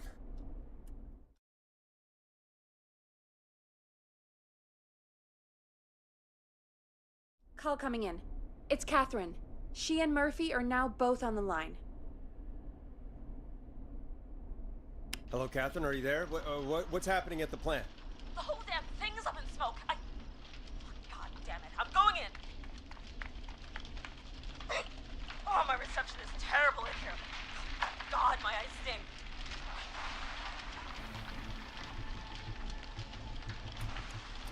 Murphy, tell me what you can smell. What do you think, genius? I told you earlier. Fire! I smell fire! This isn't helping.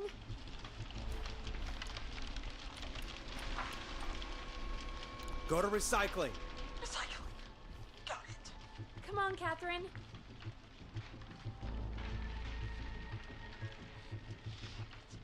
The plant's up again. I can go shredding or crushing. Which way? Murphy, do you know what part of the plant you're in? I'm in a dumpster, man. What do you want from me?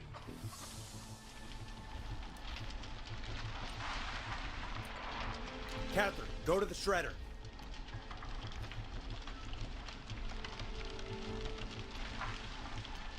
Okay, Forrest. Fabric bonfire in here.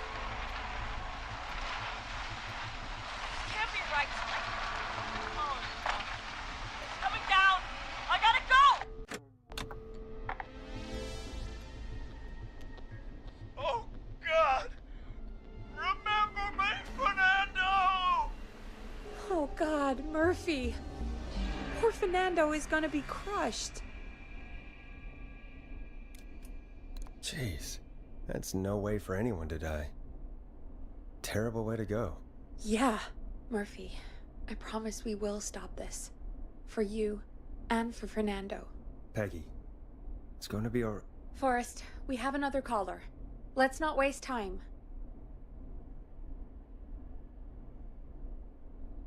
Welcome to 189.16, The Scream, with me, your host, Forrest Nash. Forrest, Teddy Gallows Jr. here. I just want to say that my thoughts and prayers are with my Gallows Creek neighbors during this awful time. Oh, it's mayoral candidate and scion of the town founders, Mr. Gallows. Are you in danger? We need to be a town of law and order. We need cops who have the tools and funding they need to keep us safe. Okay, Teddy. I know you're an outsider to our little town here, Forrest. But you're really stepping up to bat for us all tonight. I just want to say thank you for taking a swing for Gallows Creek. Jackass. I want to make sure I get this out on air to all of Gallows Creek. You're a real prick, Teddy. I just want to make sure our town is safe and prosperous. That's why the Gallows Family Factory, founded by my father, Theodore C. Gallows, God rest his soul, which employs over 200... Teddy, unless you've got an emergency, I'm cutting you off. You know what? I do have a problem. A problem that's ruining our town. You know what it is? Yeah, how about the goddamn serial killer? The problem is that woman, our current mayor, Linda Cartwright. Oh, here we go. She just isn't one of us. Linda Cartwright is un-American, unstable, and... You're not better than anyone, Teddy. Just because you inherited half the town, Your producer sounds a little unstable, too. Don't you dare speak to me that way. Cut him off, Peggy. I can guarantee this kind of thing will not happen when I take office. The moral decay of... And that's enough of Teddy Gallows Jr. for one lifetime. I always feel disgusting after hearing him talk. Just play an ad, Forrest? I need a minute. We'll be right back after these messages.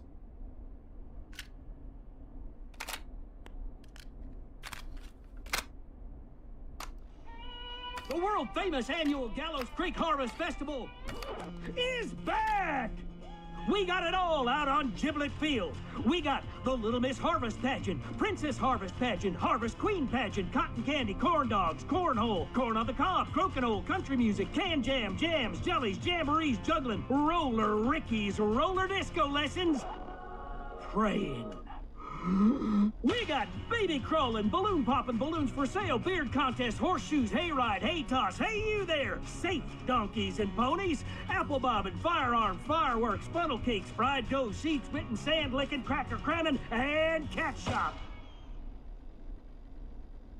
And fake tattoo, face painting, puppets, petting zoo, amazing maze, square dancing, story swapping, spelling bee, quilting bee, and sewing circle, pie eating, lawnmower racing, hot dog eating contest, flower contest, and of course our famous gourd measure-off.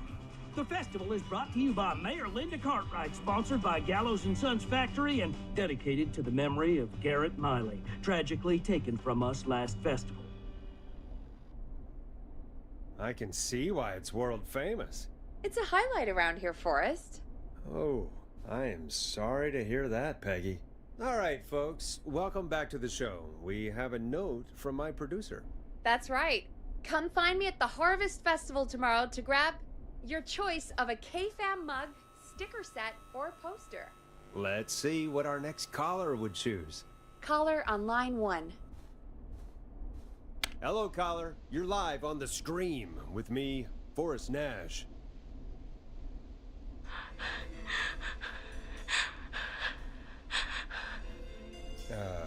Hello, caller. Who is this? I need the police.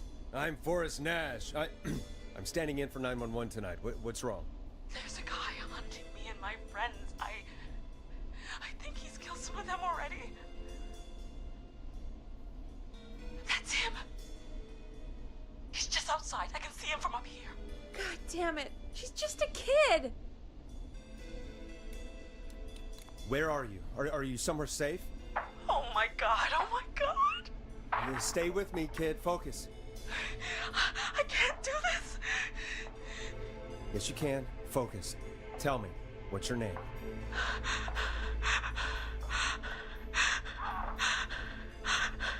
Sweetie, you can do it. What's your name? Carrie. Good. Carrie, listen to me. We're gonna get you out of there, all right? Now, where are you? The old murder house. Upstairs. I'm at the end of a hall. There's a bathroom, a couple bedrooms, a closet. Oh, he's coming. Where should I go? Go to the closet. Okay, I'll...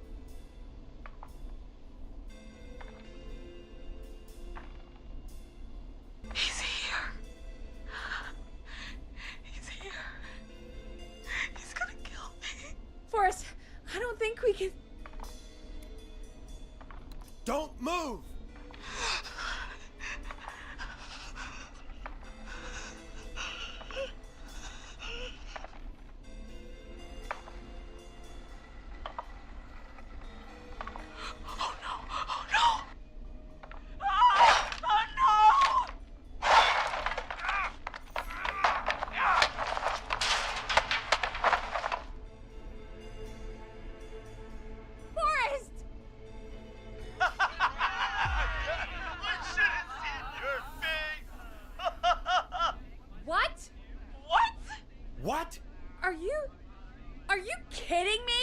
Okay, what the hell is going on here? Oh, who's on the phone, Carrie? The cops? It's just a joke, jeez. Wait, isn't that... Jimmy, that wasn't funny, you sicko! Of course I called the cops, but some guy just answered instead. What guy? Forrest Nash. What the hell are you all doing? It's prank night, old man. We're just having fun. That's the kid. The kid who called in earlier pretending to be the whistling man. That's it.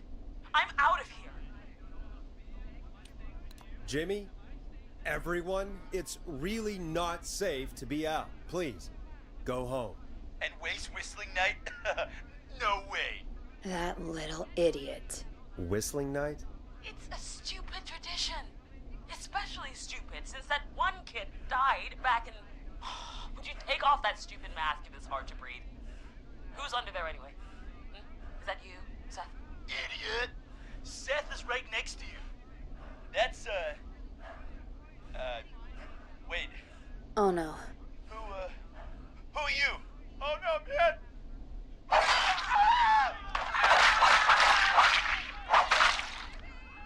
Everyone, get inside! Oh, holy shit. You two, barricade the door. Scott, Heather, you barricade the back. As long as he's out there and we're in here, we're safe, right? You buy time, but not much. Forrest, we have to... Heather, I already called the cops. Forrest picked up. He's the best we're gonna get. Who is with you, Carrie? My friend, we drove out to the old murder house and... Oh, of course! The van! Who's got the keys? Jimmy had them. Jimmy.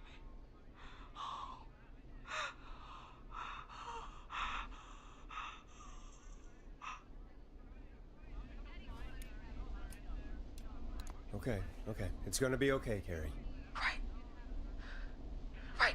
We'll figure something out. Between all of you, there's gotta be a way to beat this. Just sit tight, okay? Heather, shut up. If we do that, we're gonna get killed. If only Jeannie were here. Jeannie? Jeannie McPherson? Our intern Jeannie? Yes. She's my best friend and the smartest one out of all of us. She stayed in tonight. Forrest, listen. We'll see what we can come up with, and, What? Scott, you're not any good at... And... No, Chad. Out of all of us, you're not the one to... Oh. Everything okay? No. We're figuring out a plan, but everyone's volunteering to do things they're just bad at. I think we can figure out what to do, but I don't think we can agree on who should do what. I think you'll have to be the tiebreaker, or else these idiots are gonna get us killed. But Shut up, you... Forrest, I'll call you back. But I don't know anything about your friends. These damn kids never learn.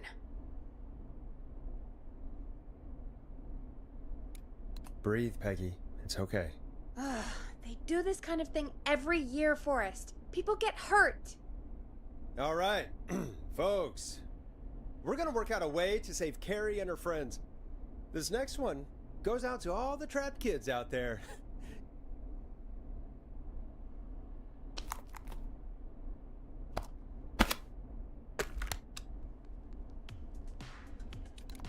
Peggy, you mentioned something about their friend working here? An intern? Yeah, Jeannie. Seems a nice enough girl, but a bit head in the clouds, you know? Not sure why we took on an intern. We really didn't have the office space for one. Poor thing got tucked away in a dark corner somewhere downstairs, I heard. All right, I'll go see if I can find her desk. Hopefully she has something we can use.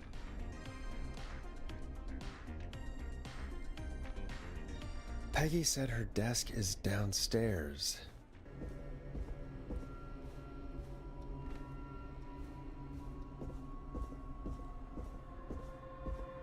Jeez, they really tucked Jeannie away. Friendship quiz. This might work.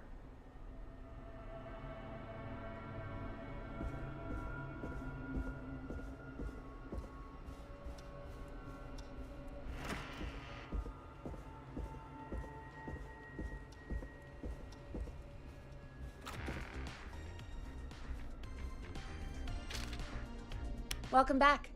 You find anything this time? Yeah, I found a friendship quiz with all these kids on it. If you think that'll help, then good enough. Carrie's on line 1, whenever you're ready. This is Forrest Nash, back again with an unlucky caller on this unlucky night. Carrie, are you there? Yes, we've got a plan, but we can't agree on who should do what. You want me to be the tiebreaker? Exactly. I'm ready. What's the first step? Okay, first things first, we'll need a spotter. Someone who can keep an eye on the killer. We'll need someone on the roof. It's gonna be a hard climb. We're deciding between Heather, Kyle, and Hot David. Heather's got this. Yes, Heather, he picked you. Now please, stop talking about all your cheerleading trophies. Part 2. The Whistling Man padlocked the gate back to the road. Before we drive out of here, we need someone to pick the lock. Seth, Jennifer, and Scott all want to do it. Jennifer.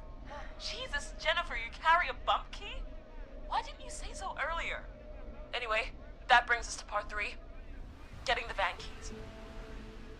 I'll volunteer for this. I don't know Jimmy as well as you guys, so it'll probably be easier that way. Then is part 4. This is a very detailed plan. I'm impressed. Yeah, it's weirdly easier to think when you're about to die. You're doing great. What's the next part? Part 4, we need someone to lead the Whistling Man away. We need a fast runner. For this one, we're trying to decide between... Who was it again? Hot David, Cynthia, and Scott. Hot David. Yeah, you spend a lot of time running shirtless. You got this, Hot David. Sweet. Okay, let's recap. We get the eyes on the roof. A runner distracts the killer while we grab the van keys and pick the lock on the gate. Now the tricky part. The getaway. Ooh, what's the plan there? Well, we can't all outrun the Whistling Man. But he thinks we're just a bunch of stupid teens. So, let's use that against him. Part 5. We trick the killer into a trap. Someone can pretend to be injured. Who would make the most believable bait? Who you got? We got Lisa, Tammy, and Cynthia. Cynthia. Right, Cynthia. Will do. That should take care of the killer. And then it's time to get out of here. Finally, part 6.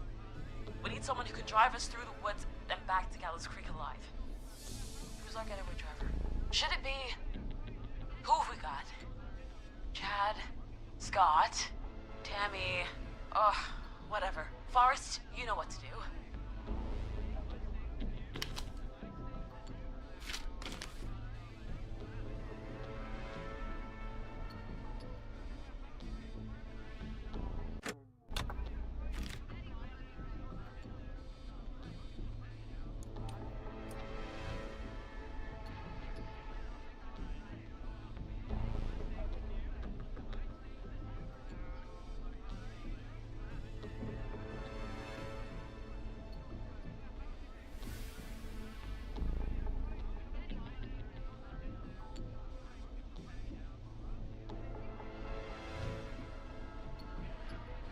Chad.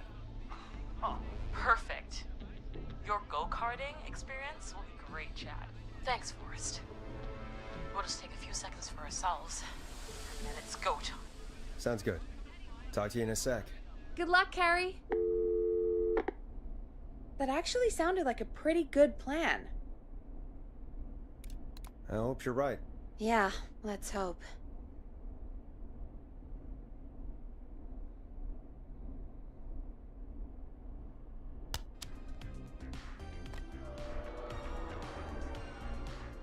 Oh, the kids are back already.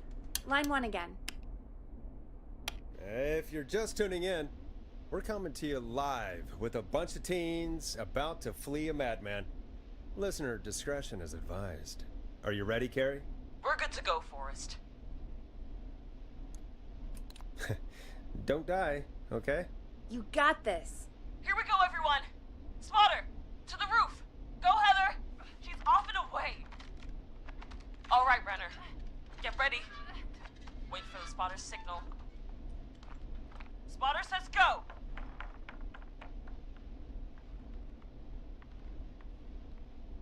He took the bait. Lockpicker, go. I'll get the keys off Jimmy.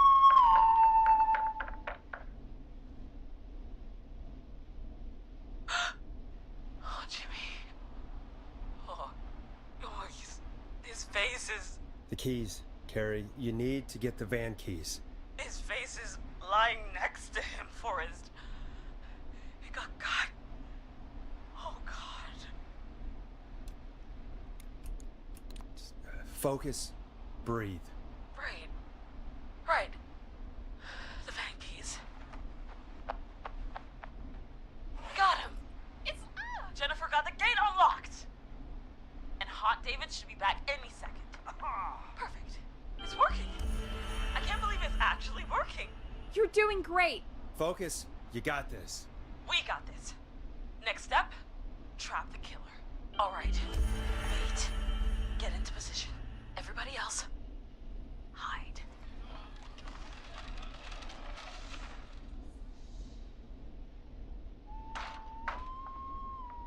Okay, performer. Now, act like your life depends on it. Oh. There he is. He's buying it.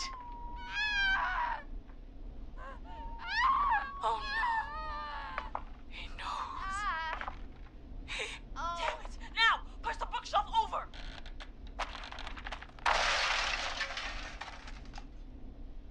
Oh my god, they both went through the floor! Spotter! You need to climb down now! We gotta go! She's coming down. And yes! Heather!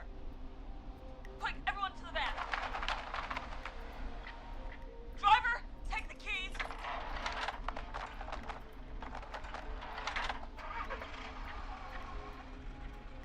The damn gate swung shut.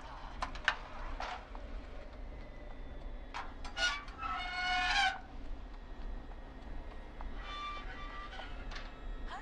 What? It won't stay open. I'll hold it. You drive through.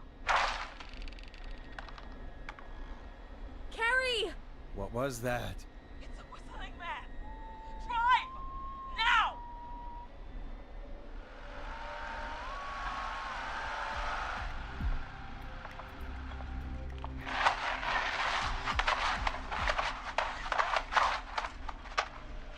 Let me go! Just go! Just drive! Oh my god. Please, no! No!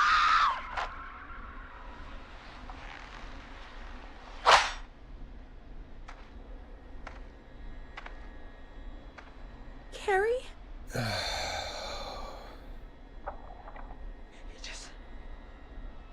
He just stared at me. Carrie! Carrie? Just stared at me. And walked into the woods. I don't understand. Thank God you're okay. Can you get somewhere safe? I can make it home. Thank you both for helping. If you hadn't, It was your plan, Carrie, and it was a great plan.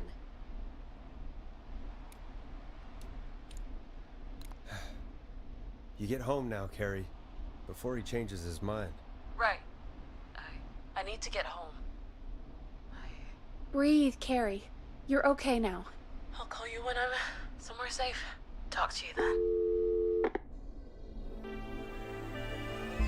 Folks, that was a lot. Our thoughts go out to the parents whose kids won't make it home tonight. For any kids listening in, please stay inside and stay safe. And parents, hug your kids extra tight tonight. Here's a song for the girl walking home in the dark.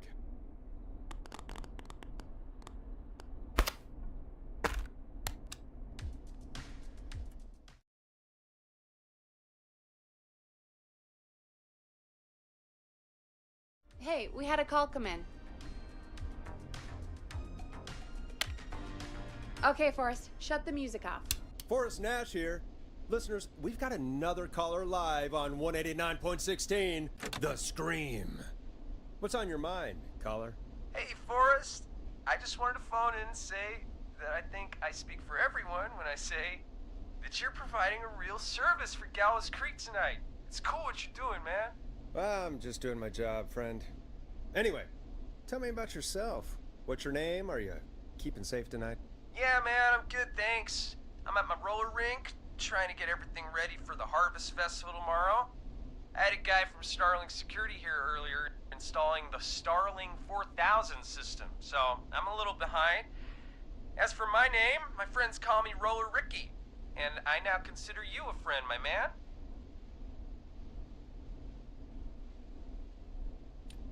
We're friends now, huh? Well, that's kind of you to say. Thanks. Yeah, man. Sounds like roller skating is more than just a job to you. So is this vocational? I wasn't always Roller Ricky. Once upon a time, believe it or not, I used to go by just Ricky. Yeah, back then, things were pretty rough. I used to roll with a bad crowd. Not all bad, but there was one guy. Anyway, some bad stuff went down. I harbored a lot of guilt for a long time and turned to the bottle. I didn't really talk about it or even know how to talk. It's just how it was. That bottle took the best years of my life. Or so I thought. It's never too late, Roller Ricky. How did you turn things around? I joined a support group. I opened up about my problems, and sharing that burden just took so much weight off. It's a long story from there, but I found roller disco. I learned how to have fun again, cutting loose and making shapes. Now whenever I get down, I get down. I'm finally free from it all, man. It's important just to talk to somebody. That's the first step. Ain't that right, Max? Aw, hello, Max.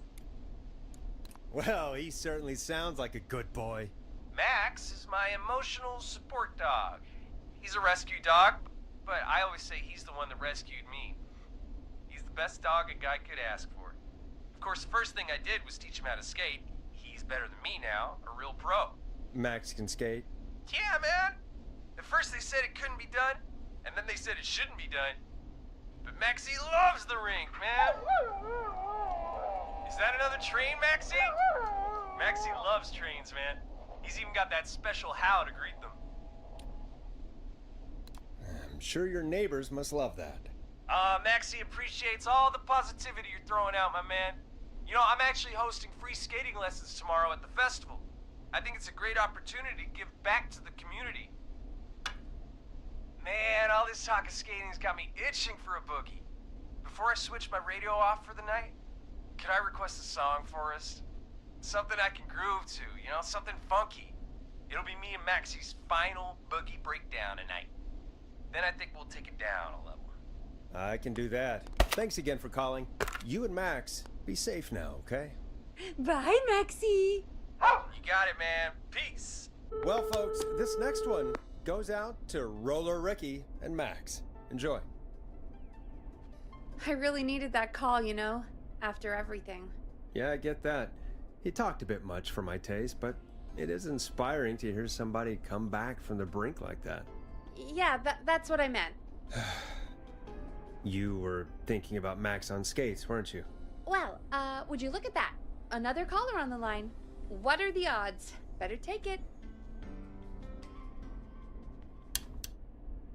Welcome back to 189.16, The Scream. This is Forrest Nash. How are you tonight, caller? I'm doing okay. I made it home safe. Gary! Hey, I just wanted to thank you for doing what you could earlier. You know, even though not everybody made it, and, I don't know. Hey, it's okay. You were so brave earlier. You're safe now. I wanted to ask you why he didn't... Why am I... Why what, Carrie? Why did he spare me? After what he did, why let me go? Maybe he only wanted to hurt the pranksters. Maybe. Did he just think everyone was making fun of him? Did he always hate these hazing rituals? I mean, if he did, why wait all these years to... Why do this now? These stupid hazing nights have to stop. Carrie, you did so well tonight. Stay safe and rest. Help is coming to Gallows Creek. We just need to hold on. Thanks, Peggy. Hey, Forrest? Could I request a song? Of course, Carrie. What song? Any song by Blast Processor. And thank you. This next one goes out to Carrie.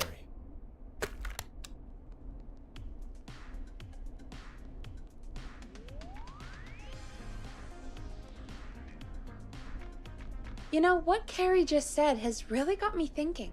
About what? The whistling man left her alone. Why? There must be a reason. When it comes to masked whistling killers, I don't think a reason is a key part of their process. Well, it's something to consider. I need to take a break. If you want to stretch your legs, now's the time. Just hit the Peggy button when you want to get back on air.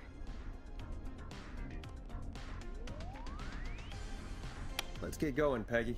Alrighty, we could run another segment or... Scratch that, Forrest. We have a caller. You're through to 189.16, The Scream. What's your emergency? Hello again, Forrest. Oh, that call with the teens was awful. Those poor kids. Still, I'm glad the girl didn't get hurt. Thanks for your concern. Are you in trouble? What's on your mind? I wanted to ask you again to play my song, Forrest. You said you were gonna play it, but you didn't. Your name was Dawn, right? What, Peggy? Yes. Oh, well remembered. My name is Dawn, and I wanted to ask you again to play my tune, Forrest. Long Ride Home? You know, the one that Peggy said she threw outside the window?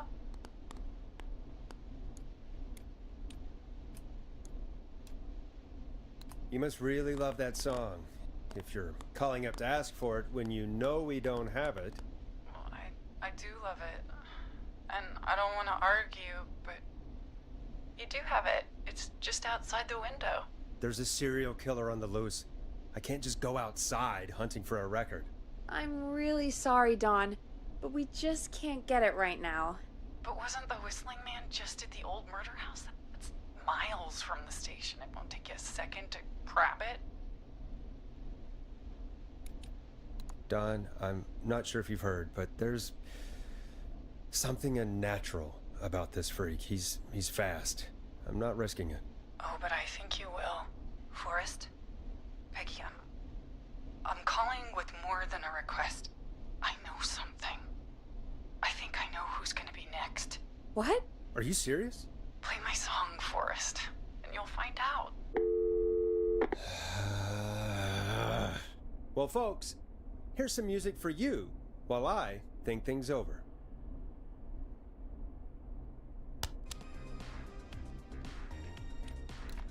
Is she serious, Peggy? She's serious about hearing that song, that's for sure. Peggy, I mean, is she serious about... I don't know, Forrest, but we don't really have a choice, do we? If she's telling the truth... All right, I'll do it. You're a good man, Forrest. I'll slide you the key to the fire door. Wait. Our fire door has to be unlocked? Yeah, you know, I never thought about it, but yeah. We should talk to Reggie about that later. Anyway, I'll hold the fort down while you're out. Maybe I'll even get a caller. That could be exciting. 189.16, The Scream. With me, Peggy.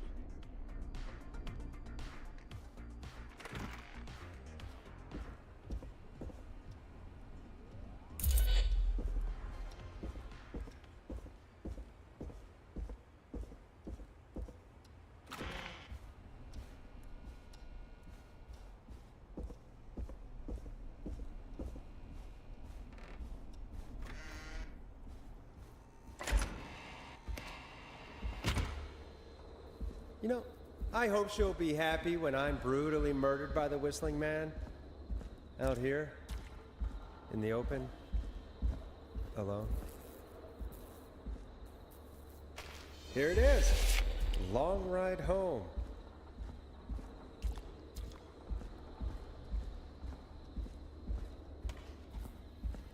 Of course, it locks behind me.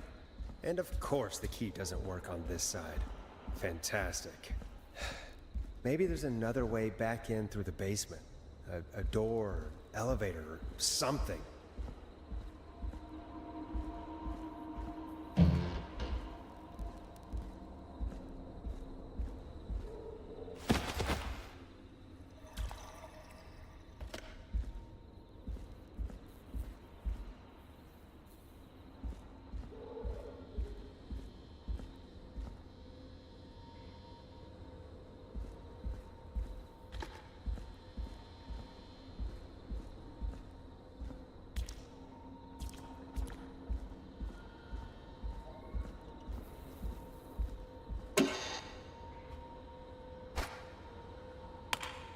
Looks like I'm gonna have to hunt around for some new fuses.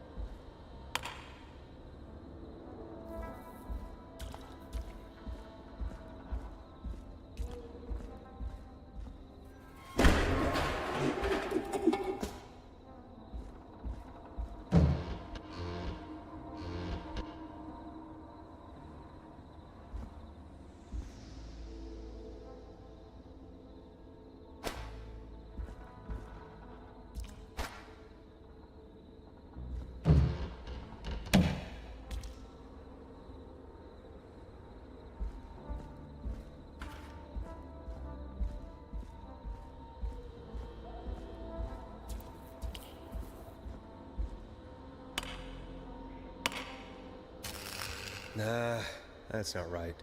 Do the fuses add up properly?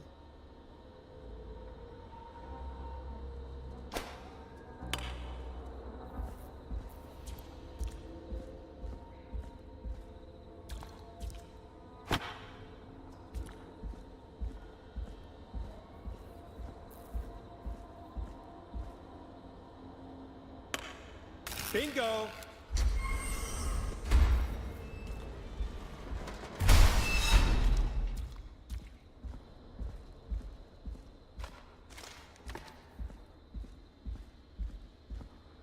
I could probably survive that fall.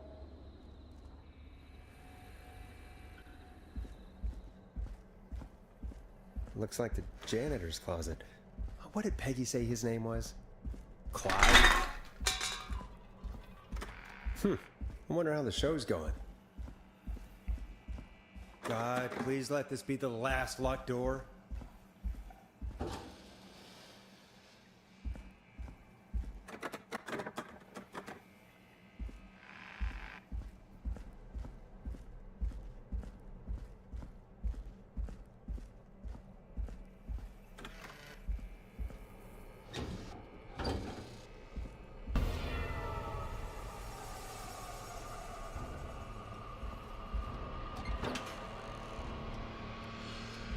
Ah, there's the beautiful key. I should be able to get back to the studio now. What the hell? Peggy is not gonna believe this.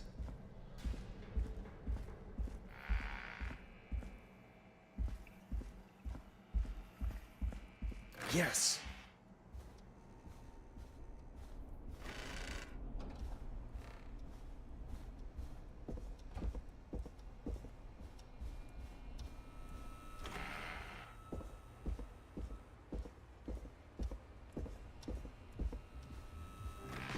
Isn't that such a good song, folks? And now for...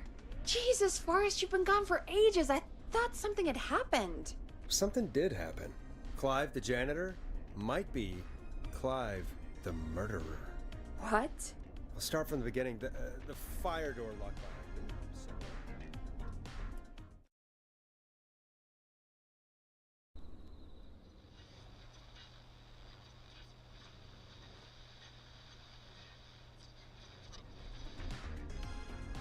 Fair. All right, let's run through this again. We have a creepy board you found in a creepy basement made by our creepy janitor who you think is the creepy whistling man. Yep. And on the creepy board are the names Chuck Brody, Kim Walker, Rebecca Allen, and Aunt Williams. Correct.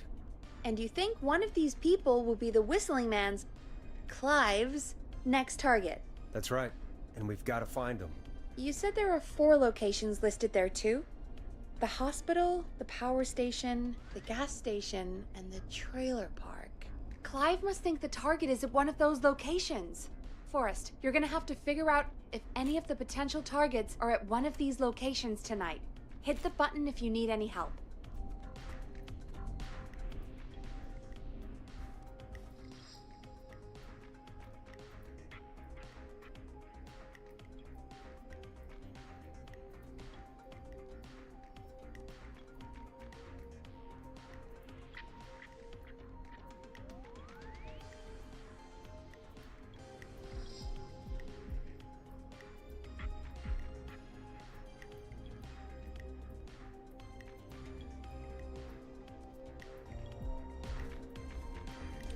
I'm good now. Thanks, Peggy. No problem. How's it going? I'm ready, Peggy. Are you sure? We've only got one shot at this. I'm sure. Let's do this. Okay, name first. Who do you think the target is? Aunt Williams. And where will I find them?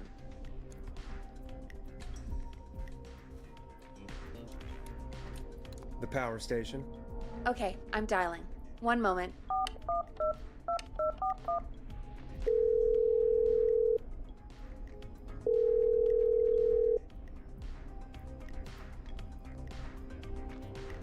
Forrest, I'm through to the power plant, but they say there isn't anyone by that name there.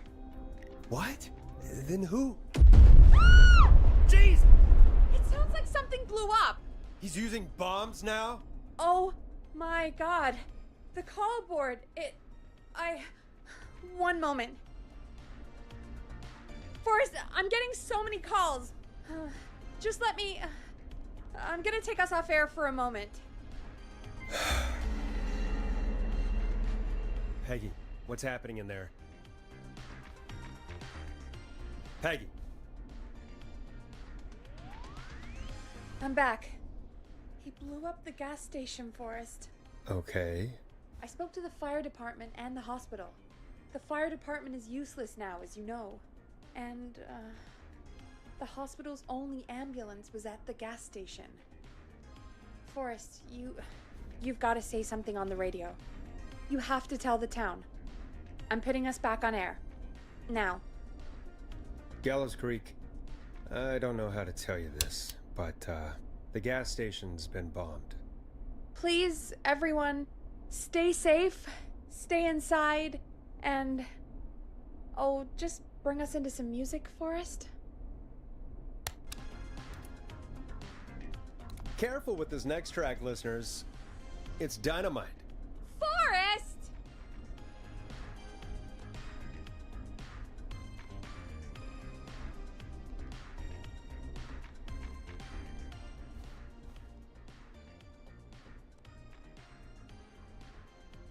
There's gotta be more in the basement to show us who Clive is targeting. And if that's the case, we can get ahead of him. Stop the killings before they can happen. Forrest, we need to go back down. By we, you mean me, right? Yep. Like I said, I need to handle all these calls. Maybe start with that creepy mannequin room you mentioned before. I still have a lot of questions about those, by the way. Me too.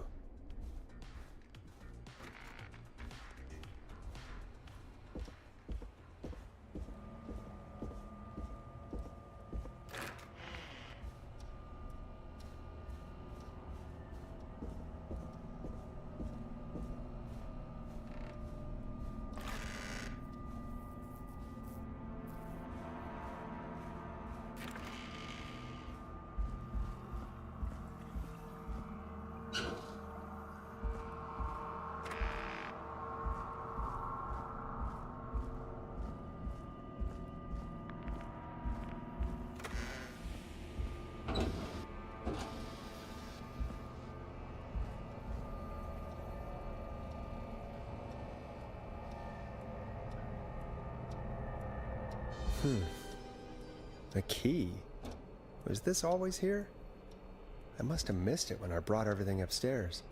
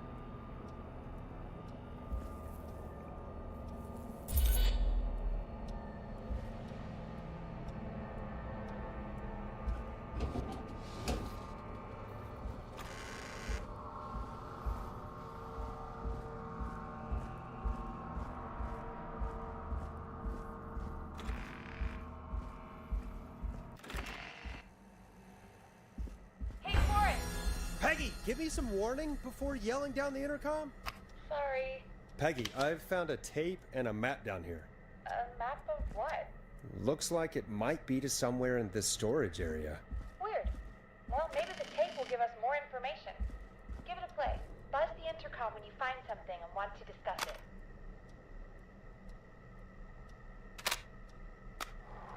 George Barrow, 1968. That's when this all began for me. Follow the maps, find the tapes. I'll be waiting. Wait, George Barrow? We all heard that he drowned after a night out drinking. Was it actually Clive? Has Clive really been the whistling man for that long? He says I need to follow the maps and find the tapes. I guess that's what this map is about. I think we need to see what else is hidden down here. Be careful, Forrest. Keep looking. Buzz the intercom when you found something.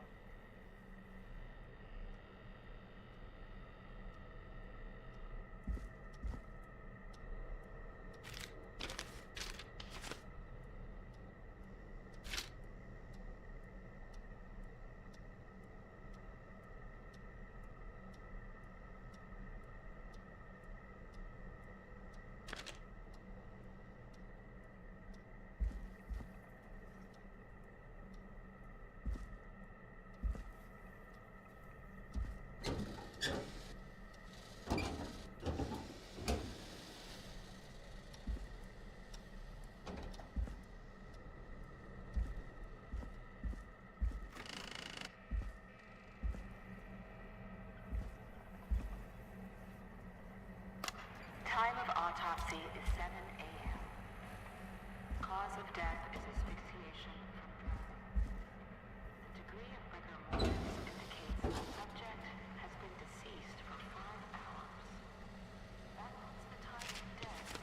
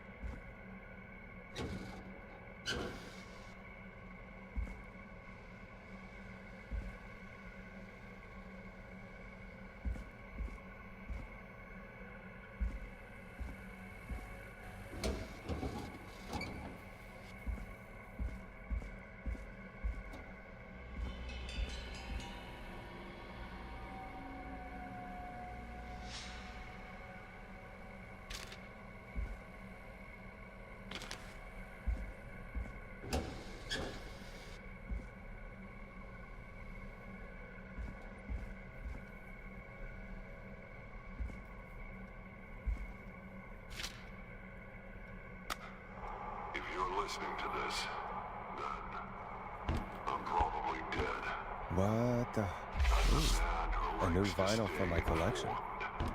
I've got subscriptions to newspapers all over the country. A few weeks ago,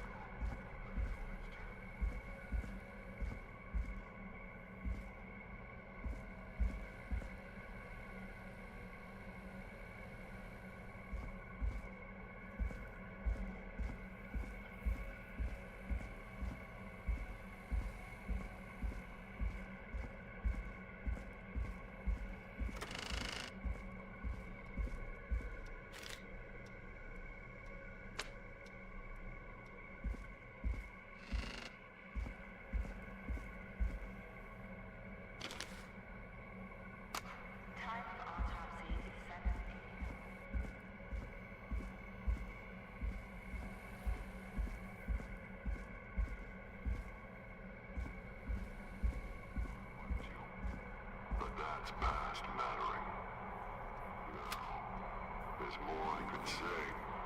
That I should say.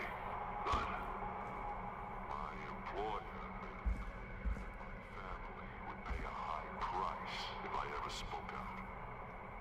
So...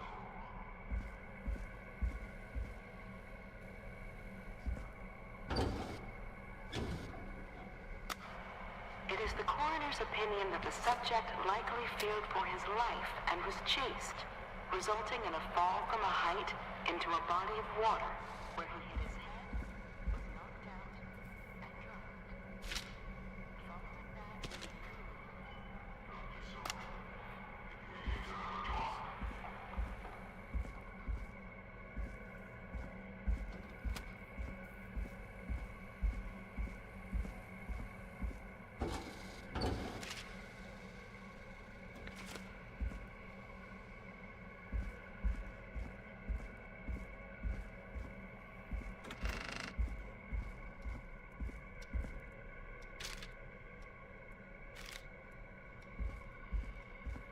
What have you found, Forrest?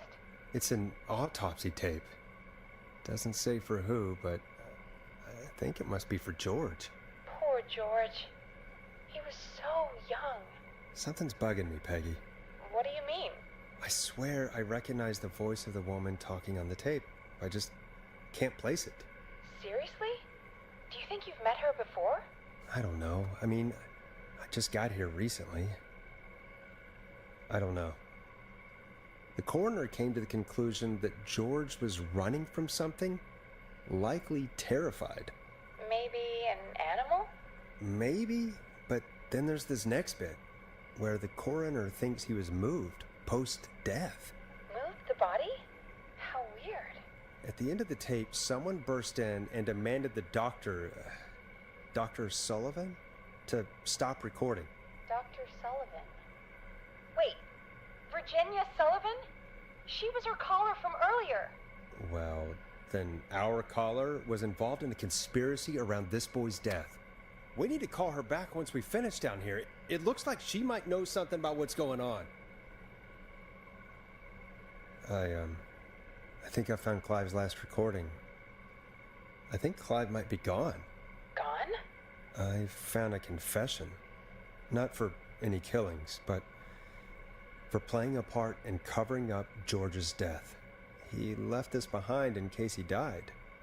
He hoped someone would find it. Do you think the whistling man already got him? Possibly. We've had a lot of callers tonight, but maybe not every victim made it to the phone, you know? We don't know how many there really are. Christ, Forrest, that's dark. I know, but Clive said he had read about other murders in other towns, and that the murders were all folks who knew about the incident. And the killings were getting closer to Gallows Creek. He said he wanted to do something good for once. The board in his office. He wasn't tracking people down to kill them. He was tracking them down to save them. Ugh, why didn't he just come out with all of this? He said his employer threatened his family if he spoke out about any of it. His employer? The one who orchestrated the cover-up? Oh, Clive. I'm sorry for thinking you'd killed all those people. Do you think you found everything, Forrest? I think there's gotta be more down here. I need to find all the tapes. You think so? How much did Clive hide down there? Well, if there are more tapes, then there must be more maps to follow, right? That seems to be the case. All right then. Buzz the intercom when you find something and want to discuss it.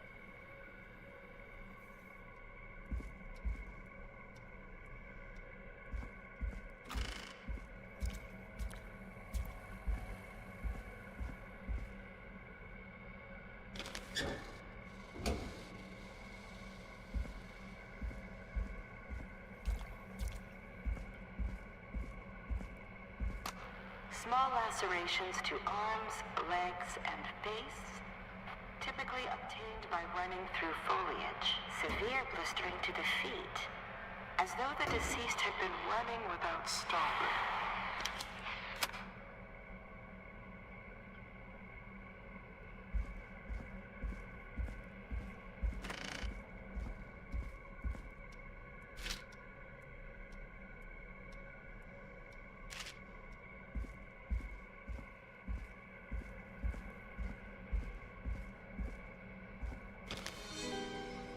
This looks useful.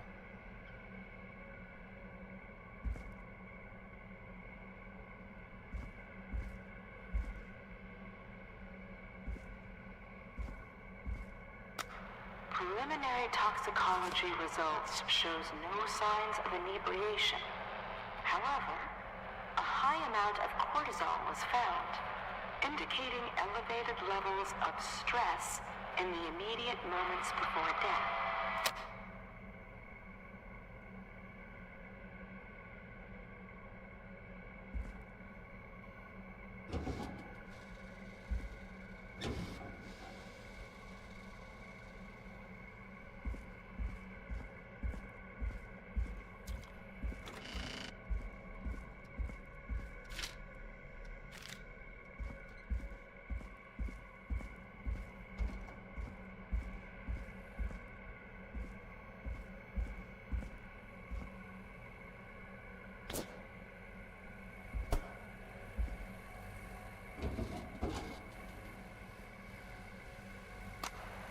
Additionally, there appears to be a post-mortem injury to the arm. It looks like it was trapped in a car door.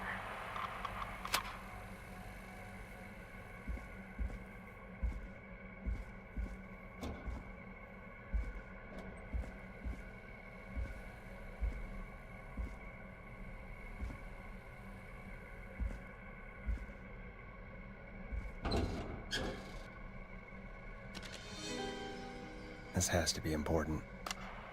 It is the coroner's opinion that the subject likely feared for his life and was chased, resulting in a fall from a height into a body of water, where he hit his head, was knocked out, and drowned. Following that, he was moved. Dr. Sullivan, we need to have a talk. Is that recording? Shut it off.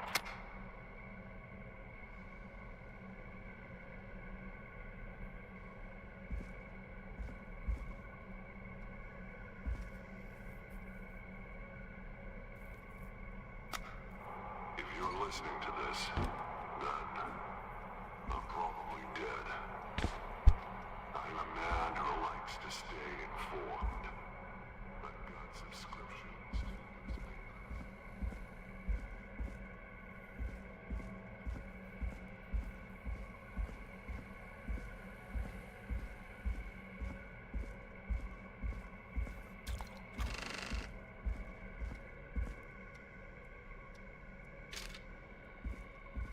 What have you found, Forrest? Found another tape. It talks more about how George died. What did it say? It sounds like he was running for his life. Sprinting through trees and bushes, getting cut up all over. What would drive someone to do that? I'm not sure yet. There's also a tape about a toxicology report. There were no signs of drinking or that he was on anything. What? But everyone said he went swimming drunk and drowned. It was in the newspaper and everything. I found a written autopsy report. What does it say? According to that, it's just like you said at the start. George drowned after getting drunk. Said he liked to fight, too. But that contradicts the tape. I know. And I think I know why. There's a note with the report that says, "I'm sorry I made you do this, Virginia." If it was on the autopsy report, then Virginia must be our coroner. Wait, the caller from earlier, when we had to call the takeout restaurants, wasn't her name Virginia? I found a tape that introduces a new detail to the story. Post-mortem injury. Apparently, his arm got caught in a car door. A car door? Yeah, after he died. How do you suppose they can tell? How can they tell? I'm a radio producer, not a coroner. The written report I found doesn't mention it at all. How did his arm get trapped in a car door after he died? Unless he got it when the police collected his body? I guess someone else must have moved him, after he was dead, to where he was eventually found. But the report, what is going on here? I found a police report. Mentions a friend from earlier, Sandra Sharp. Sandra. The jazz runner? That's right. She found George's body washed up at the reservoir. The reservoir? Yeah? What's strange about that? George got cuts from running through foliage, right? But there's no forest around there. Also, how did it wash up at the reservoir? What do you mean? Reservoirs don't have tides. But that's what the police report said. It's not possible, though. I did a school project on reservoirs and got an A. But, yeah, not important right now. The important thing is that it doesn't make sense. What are you suggesting, then?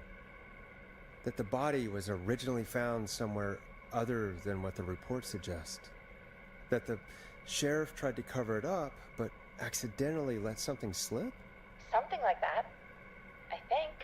Well, Sheriff Matthews wrote the report. If he hadn't been eviscerated, we could have asked him. And Sandra didn't make it either. Do you think you found everything? I think so.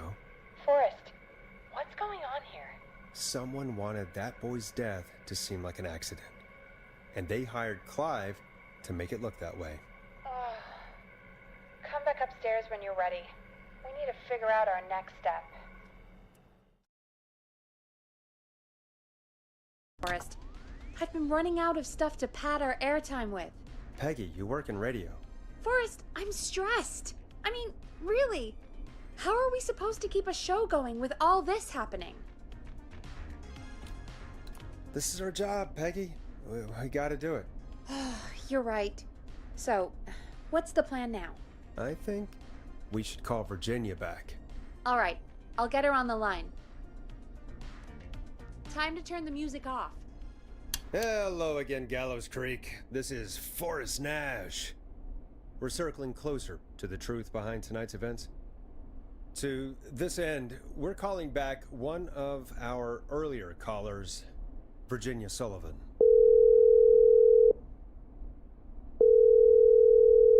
Fredman Plunker here? Who's this? Is it you? Goose? Plunker, hey, it's the Radio Man, Forrest Nash. Radio Man? What's up? Solving mysteries, saving lives. The huge. Right on. Plunker, what are you doing at Virginia's house? She asked if we could stay to keep an eye out for that whistling turd. So we're hanging out, bro. Well, that's big of you, Plunker. No, it's nothing. Can I speak to Virginia? Sure thing, Radio Man. I'll just go get her. Who is this? Hey, Virginia, it's Forrest. I'm glad you're still okay. Oh, Forrest. Sorry, I'm still jumpy. Sorry to hear that, but listen, hey, we need to talk. What about? We're calling because we think you can help us understand why this is happening tonight. Me? What would I know?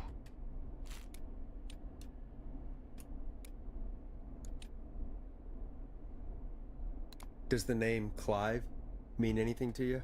Clive? No, I don't know that name. What are you asking about this for? You mentioned that name earlier when you called us the first time. I don't know what I said then. I was petrified, Forrest. Clive's the janitor at our station, and we know you spoke to him in the past. Forrest, please.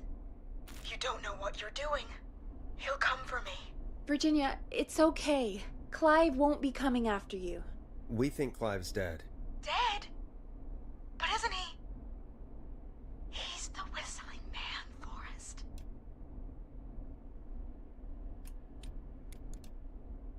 We found evidence to the contrary. But it's true.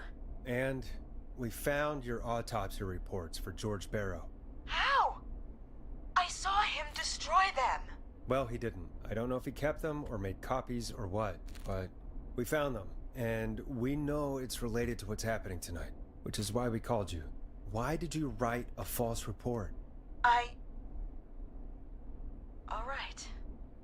One day, I came into work to find a boy on my slab. And as I finished the autopsy, this man, Clive, he just burst in. And he he started making demands to give over the reports, to falsify what I found. Of course I said no, but, well, when someone wants to make you do something, they can use the carrot or the stick. For me, he used both. You see, my sister is sick. She has a chronic condition that's never going away. It's expensive to treat, and it was getting to where I couldn't afford it. And Clive promised me that his employer would pay for my sister's treatment if I did what he said, and that if I ever spoke about this, he'd beat me to within an inch of my life. I don't know why he had me do it, but my sister needed me. You have to understand, she needed me. We understand.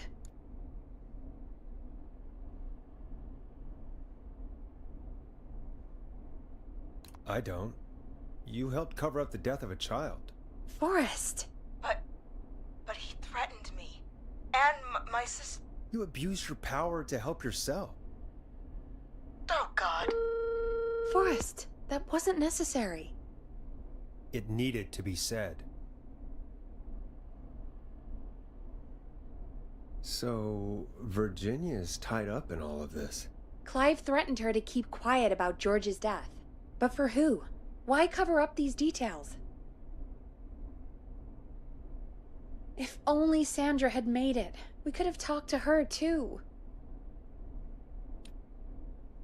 I'm sorry we didn't save her. It's not your fault. Looks like we've got a call coming in.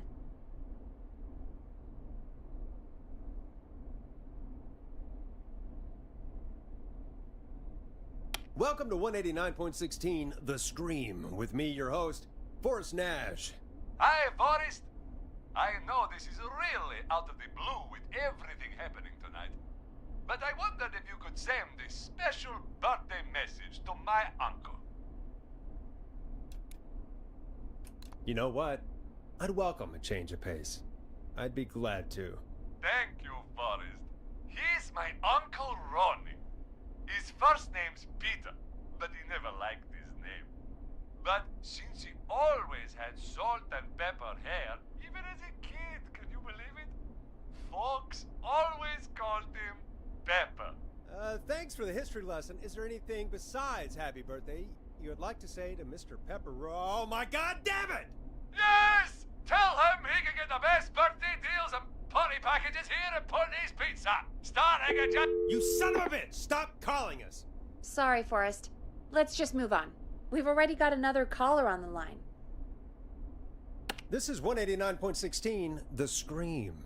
I'm Forrest Nash. You're on the air, caller.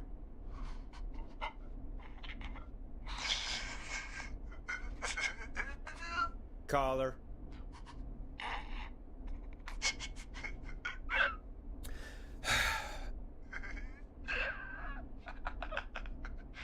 Ponty? Ponty's Pizza always delivers! Come rain or sleet or whistling man, we'll be there!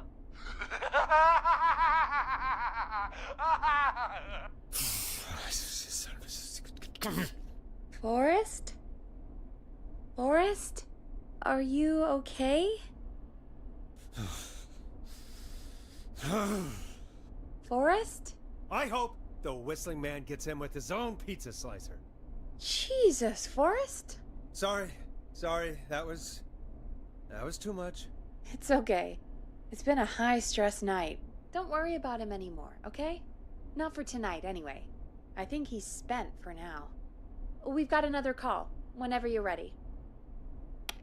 Folks, don't spend your money at Ponty's Pizza. That's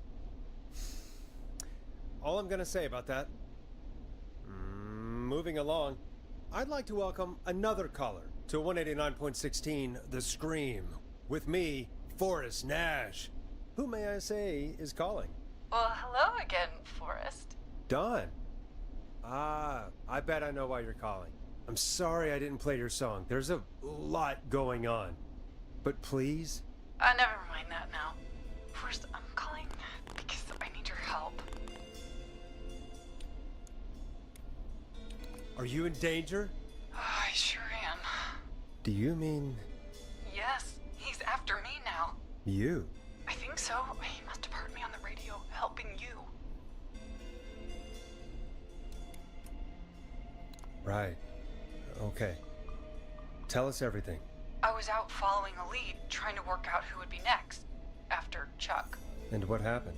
And I started to feel like I was being followed. I came back to my apartment building, but this newfangled security system has me locked out. I need you to help me get inside. Don't you have a key to get in? Only for the apartment door. The front gate requires an entry code. The future is electronic, I guess. I need that code to get inside. Which apartment block do you live in? Maybe one of our listeners lives there too. It's the new Woodside apartment building between the town hall and the trailer park. But I doubt any of your listeners live there. I don't have many neighbors. Sounds like a prime piece of real estate. The sound really carries at night. Shit.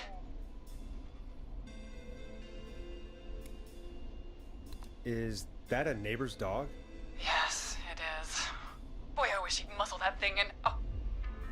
And now he's blasting David Scopo out of his window. This night can't get any... The whistling man. He's coming down the street. I don't think he's seen me yet. Forrest, please. I need your help. I need the code for that security system, or I'm gonna die. What's the name of the security system?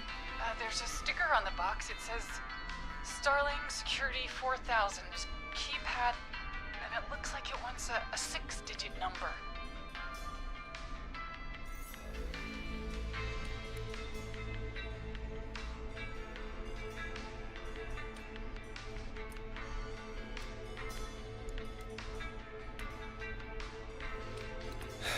We'll see what we can do.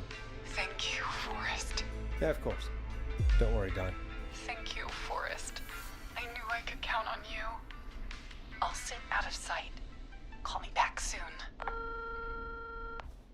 All right, folks. Here's a little tune for you all to enjoy while I try to break Dawn into her apartment.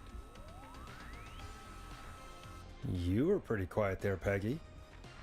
Forrest, was it just me, or was there something... Yeah, it wasn't just you. Something was weird about that. Yeah, well, tell you what, we have a Starling 4000, or whatever, here at KFAM. Clive bought one for the station. Maybe we can find something to help. Well, I'm not sure who, but to help someone.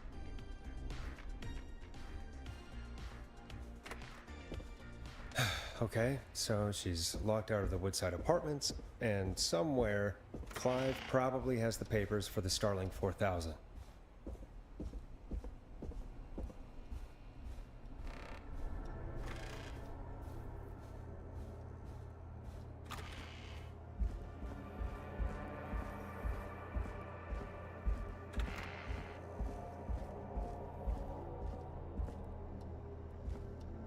Starling 4000 user manual. Ah, these codes should come in handy.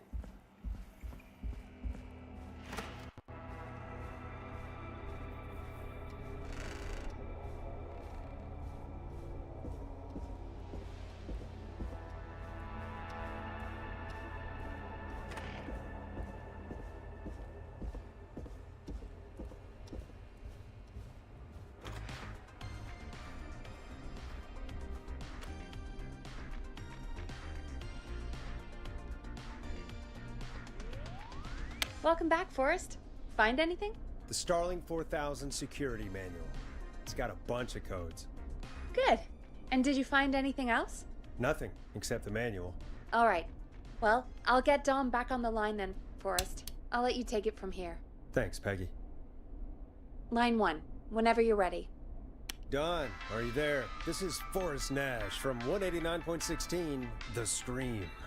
Oh, thank God you're back. I'm so afraid. What's the code to the gate?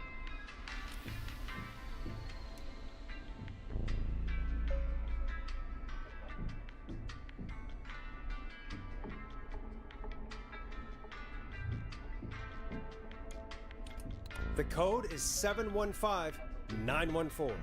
Thank you, Forrest.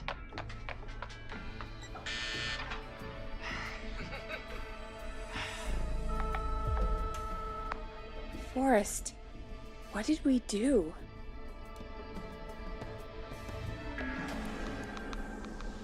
Whoops. Maybe that wasn't. Forrest, there's another call coming in. Evening, caller. You're live on... Forrest! The psycho's somewhere in the roller rink, dude. I just saw a shadow. God damn, how do you even get in?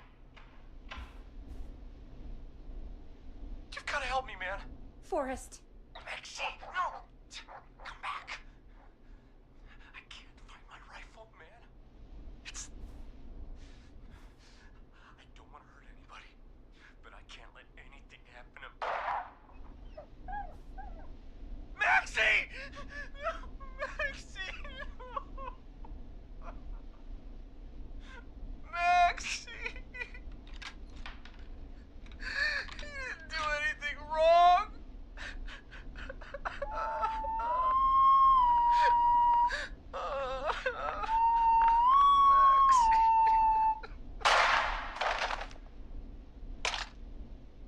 Thanks again, Forrest. Oh, God, poor Ricky. Okay, Gallows Creek, here's some music while we process what just happened. So, the whistling man is a woman?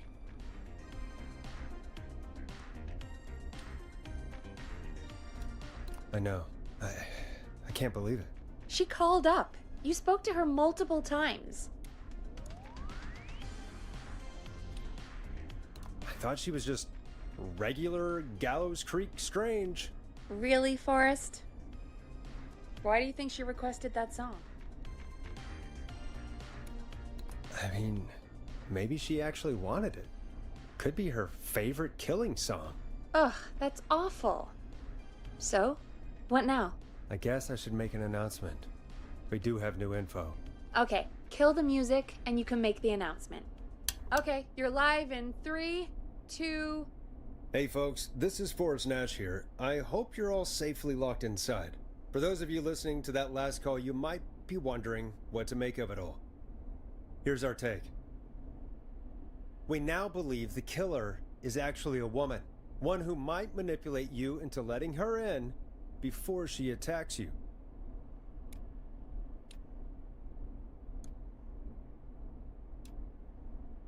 We're neighbors. Look out for each other and stay safe. The killer was calling themselves Dawn.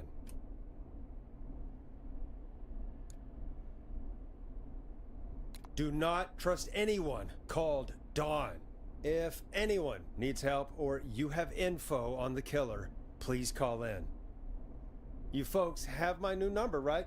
It's 911. Hopefully, our next caller can help shed some light on our killer. Hey, we had a call come in. Okay, folks, time to take a call. This is Forrest Nash, and you're listening. Please help me. My name is Casey Moore. I'm at 25 Nancy Drive. My best friend's been stabbed. He's bleeding everywhere. I don't know what to do. Please help me.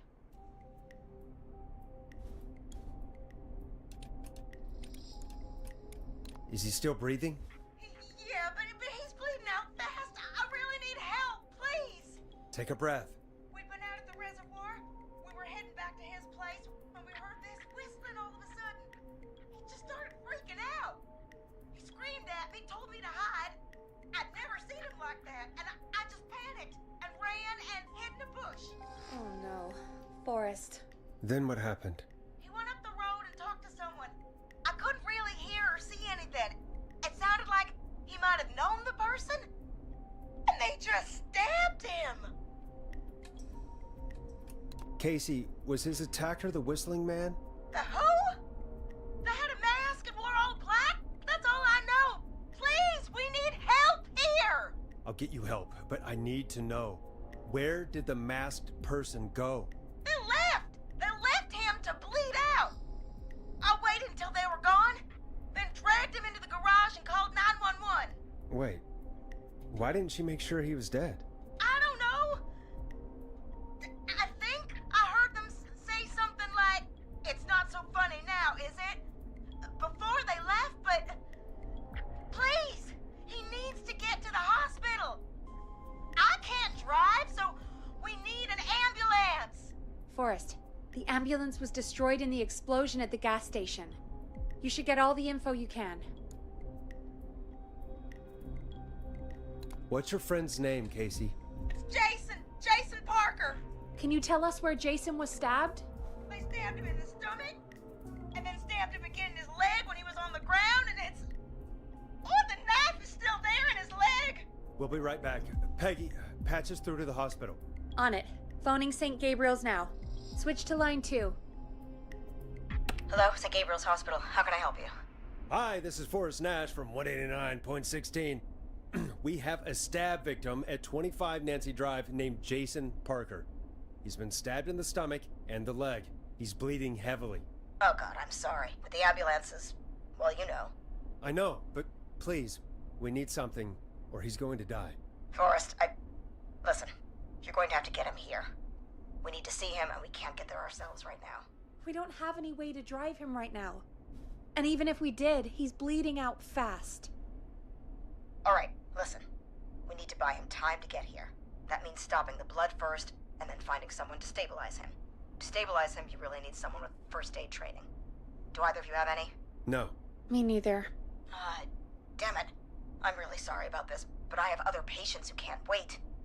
All I can do is talk you through the procedure as quick as I can, and then leave the rest to you. You think you can handle that?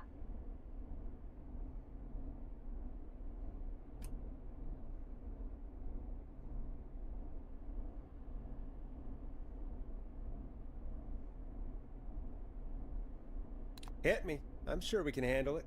Okay, from the top. If he's bleeding out, then you need to get him comfortable and try to stem the bleeding. Lay him down.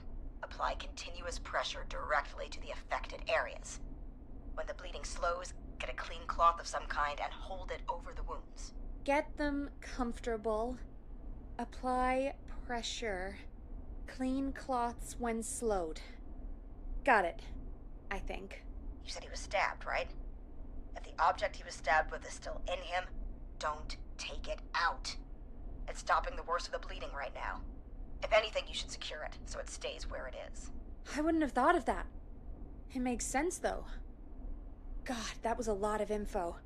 But I think we can handle this. Glad you got it so far, because there's more to go. I'm still with you, Doc. What else do we need to know? If he's lost a lot of blood, he may enter shock. If he does, act fast. If you applied a cloth and it's bleeding through, don't remove it. Just apply another on top of it. If it's safe, elevate his legs to get blood circulating to his vital organs. Try to keep him warm. Get him to rest and reassure him. We need the patient to stay calm. All right, don't replace bandages. Elevate his legs. Keep him warm and calm. This is a lot. I'm really sorry. That's as much as I can give you right now. Try to stop the bleeding.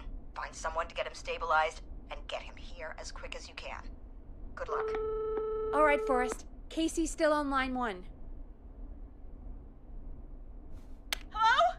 Hello, Forrest, are you there?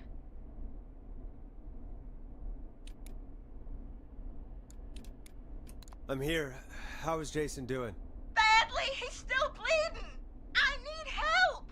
I've been putting pressure on his stomach wound since you left, but he's still bleeding. I don't know what to do. That's good, Casey. The nurse said to do that. What about the knife in his leg? It's gotta be hell. Should I pull it out? No, don't touch the knife. The bleeding will get worse if you pull it out. Are you sure? I'm sorry. I'm gonna stop making suggestions. No, don't worry, Casey. We're a team here. We're all going to get Jason through this. Casey, is his leg wound bleeding right now? I hate looking at that knife. Yeah. It's bleeding. His stomach is worse, though. I think we need to secure the knife so it doesn't move around. Do you have anything you can tie around it? Yeah. There's some laundry piled up on top of the dryer, some cloths on the hood of the car, and what else? I guess I've got my jacket.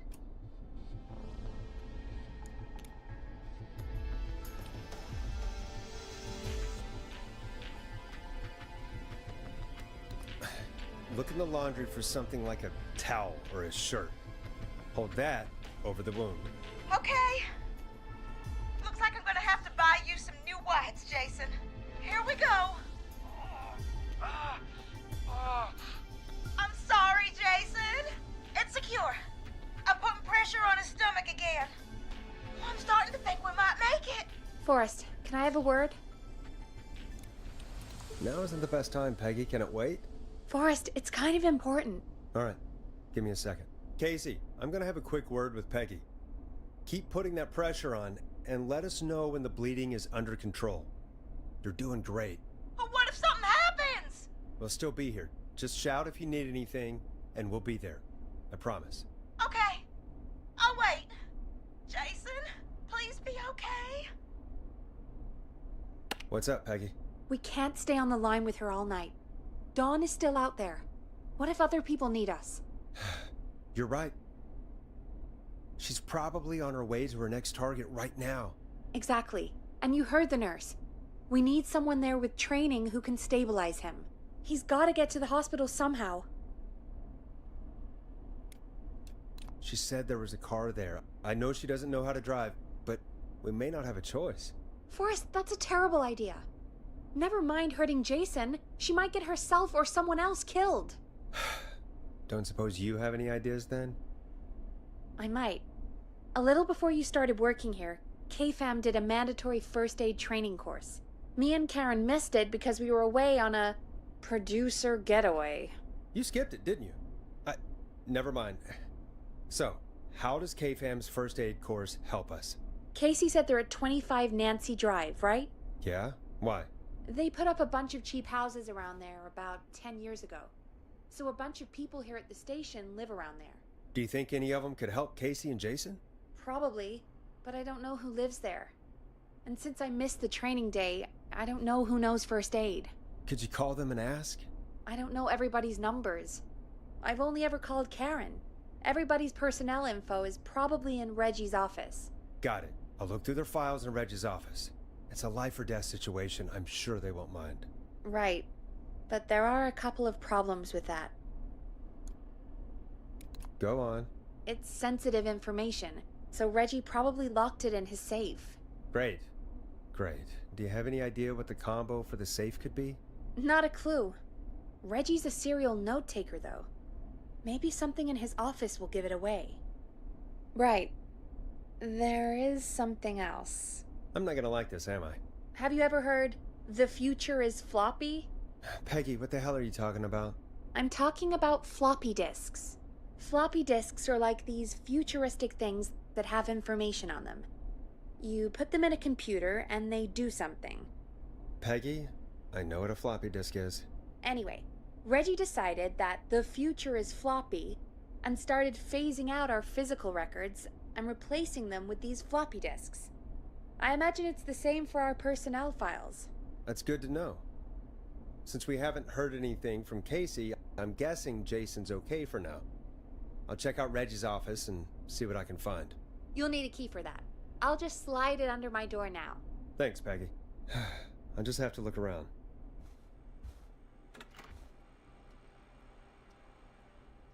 Good. I'll patch my mic down to the office, so you'll hear me over the intercom.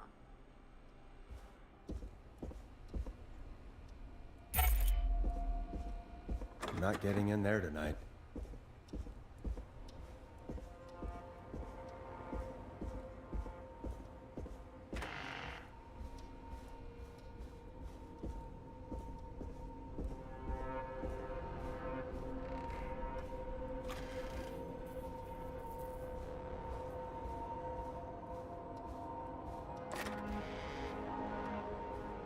Looks like I need a 4-digit code.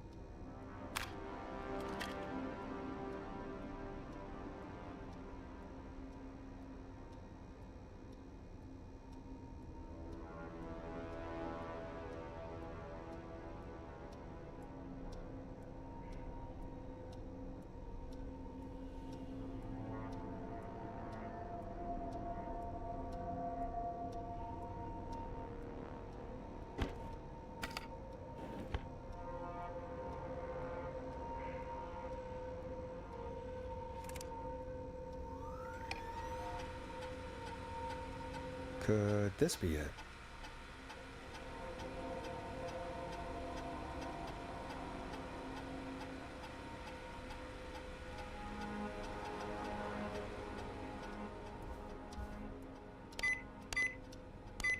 Nice.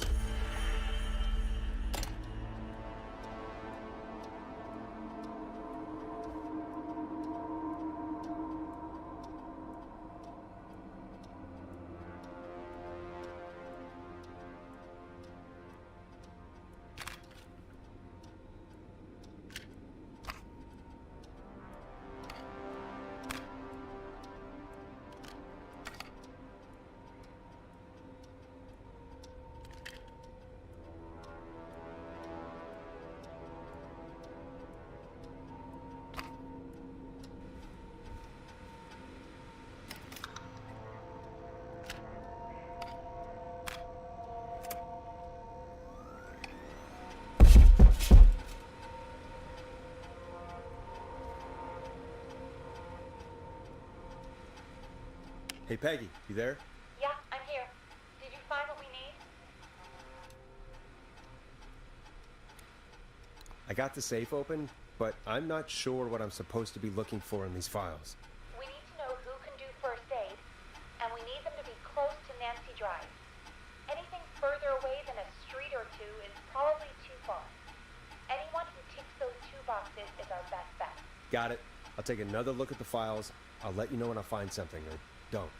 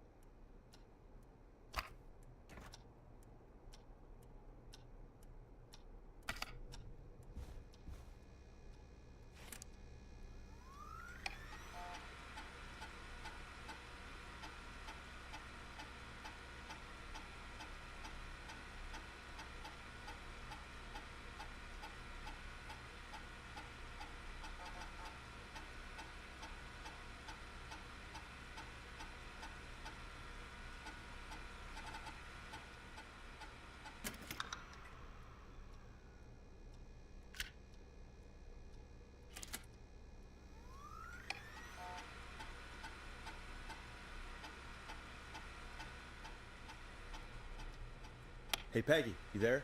Yeah, I'm here. Did you find what we need? I think I know who our best bet is to help Casey and Jason. All right, good work. Who should I... Hello? Is anybody there? Please pick up. Casey, I'm here. What's wrong? Jason started going pale. I tried to get him to rest, but he just threw up everywhere. What's happening? What do I do? God, it sounds like he's going into shock. Casey, just stay calm. It's going to be okay. But the bleeding seemed to slow down. Did I mess up? Jason, I'm sorry. Casey, calm down. You've done everything right. I need you to listen to me, okay? For Jason. What did the nurse say to do about shock?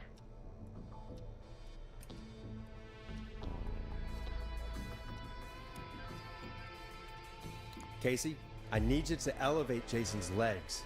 We need to get the blood flowing to his vital organs. Got it. Jason, stay with me. I'm just gonna move you. This might hurt. Okay.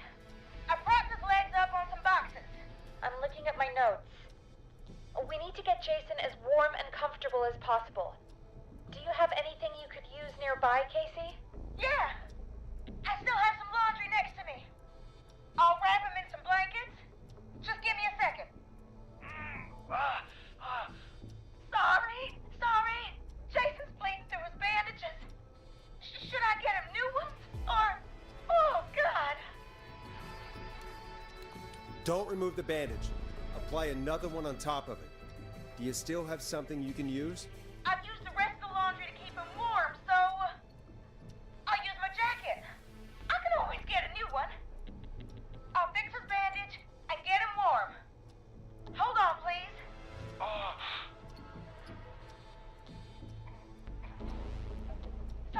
Sorry. I'm done. You're gonna be okay, Jason. Just relax now, okay? Sorry. I'm scared. He's not doing well. Is he? Is he gonna? Casey, I need you to be strong for Jason. Sit with him and reassure him that everything's gonna be okay. Okay? Okay. But please, I can't give him what he needs. Please, help. I can't lose him. All right, Forrest, we need to hurry. Jason doesn't sound like he's doing too well. You said you knew who to call earlier? Who was it? We need to call John Hedges. He lives on Nancy Drive. He didn't really participate in the first aid training, but he's a former war medic. He's probably the most trained person we have. Really? I never really spoke to him before. A war medic, huh? Yeah, and according to Reggie's notes, John keeps all of his old equipment at his house. He's something of a hoarder. All right. What's his number? 5420735. Calling now. Let's hope he picks. Who the hell is this calling me? What time is it? John, it's Forrest Nash here at KFAM. We have an emergency and we need your help. Forrest? If this is a work emergency, then it can wait until the goddamn morning. Just leave me a note like everybody else.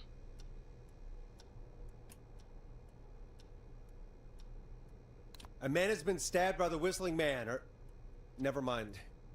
He's lost a lot of blood, and he's passed out. We need you to help him. The Whistling Man? What kind of joke is this? John, we're not kidding. A man is gonna die if we don't help him right now. Seriously? I haven't been called on for over 10 years. Where's the patient? What's his condition? He's at 25 Nancy Drive. I think we got his friend to stem the bleeding, but he's gone into shock. He's passed out right now. You say he was stabbed? Do you know the extent of his injuries? From what we were told, he has 2 major stab wounds. One to the stomach and one to the leg. The knife is still in his leg, and the stomach wound is open. Understood. Let me grab a few supplies and I'll head right over. Damned if he dies on my watch. Thank you, John. We'll let him know you're on your way. Good luck. Hello, Casey. Are you there? How are we doing? Bad. Jason seemed really weak, and then just started thrashing. What about now? Is he still thrashing? He's passed out. Please tell me you found someone to help. Casey, help is on the way. My colleague will be there soon. You hear that, Jason? Someone is coming. You're gonna be just fine. Just hold on for me, okay? Just hold on. Come on. Hello, Casey. This is John Hedges. I'm here about Jason. Please let me in.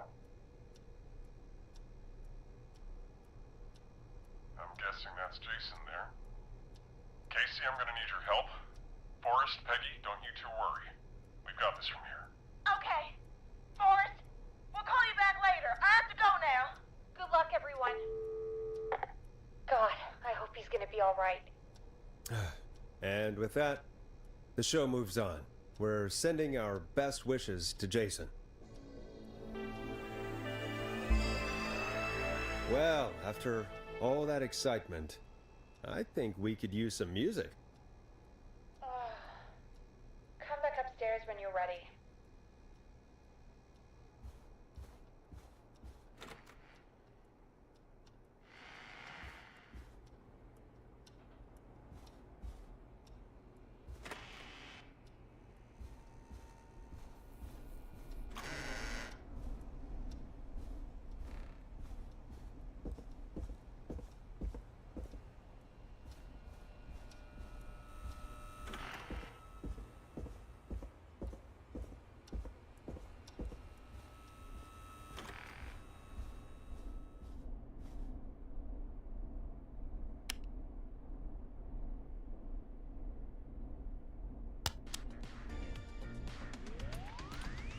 getting pretty late. This might be your last break for the night, so try to enjoy it. Give me a buzz when you want to go back on air. Let's roll. You got it. We've got another call coming through, too. Okay, Forrest, shut the music off. Oh, we have another call coming in, but hang on. What's up, Peggy?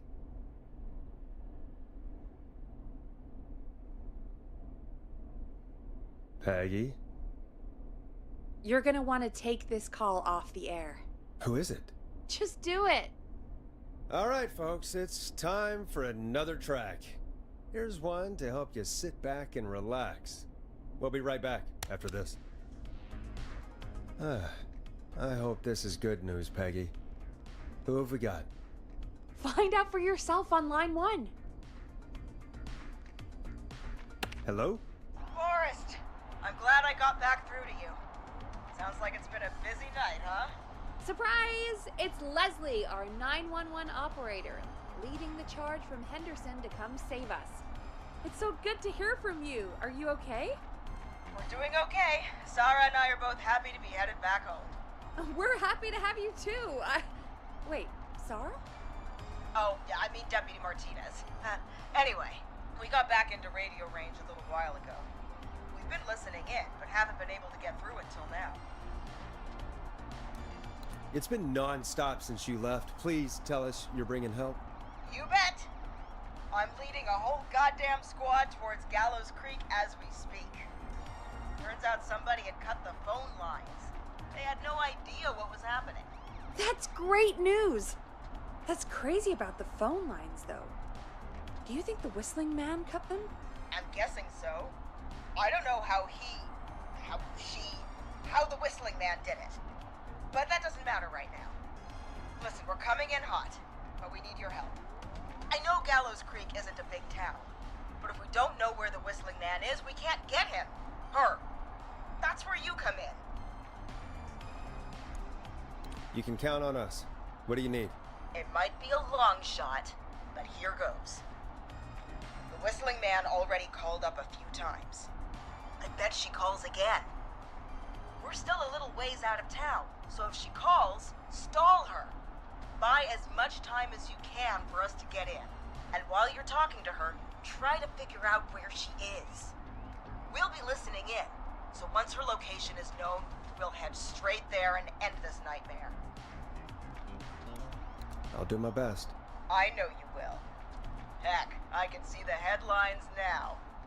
Forrest Nash's interview of a lifetime. Anyway, I'll radio the other cars and tell them the plan is a go. Hopefully the next time I see you, it'll be with our killer behind bars. Take care now. We'll see you soon, Leslie. Thank God. It sounds like this is almost over.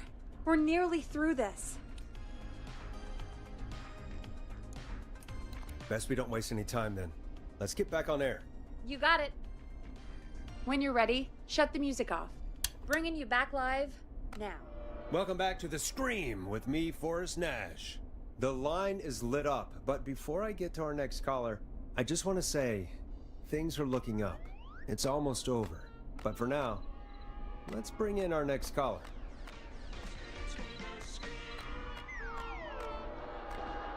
Evening, caller. This is Forrest Nash. Hello, Forrest. This is John Hedges. I'm here with Casey. I wanted to give you an update on Jason. John! Is he gonna be okay? He's a fighter. He'll be fine. We've got him stabilized and resting in a bed. We're preparing to move him to the hospital. Thank you so much.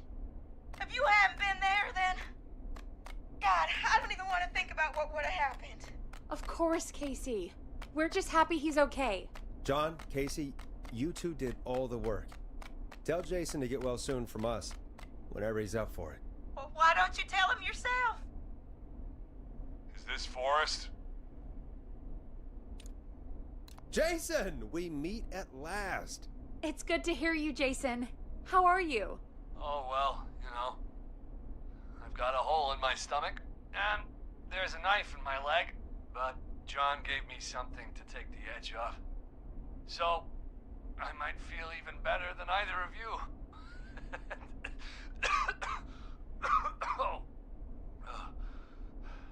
Take it easy until you get to St. Gabriel's. I will. But, before that, I needed to call you. I'm guessing the Whistling Man is still out there? Yep. As far as we know, anyway. I was worried you'd say that. God damn it. Actually, I'm glad you called. I wanted to talk to you about what happened earlier. Go for it. Casey said when you were attacked, your assailant said something like, "It's not so funny now." Do you know what they meant? I do. And I've heard that voice every day in my head for almost 20 years. Every day? Does the killer live in Gallows Creek? No. Not exactly. Hey, guys, I'm really sorry, but there's a call on the other line. I just need to make sure we don't have another situation brewing. You fill Jason in on what happened. I'll be right back. Forrest, have you ever heard of somebody called George Barrow? The boy who drowned? Sounds like everything's finally coming out now. It's been tough to hold it all in. Sounds like you've been holding back about something awful, Jason. I'm part of the reason my best friend is dead, Forrest. And the few who knew about it said if I ever said anything, I'd find myself in jail. For a long time. It was hell.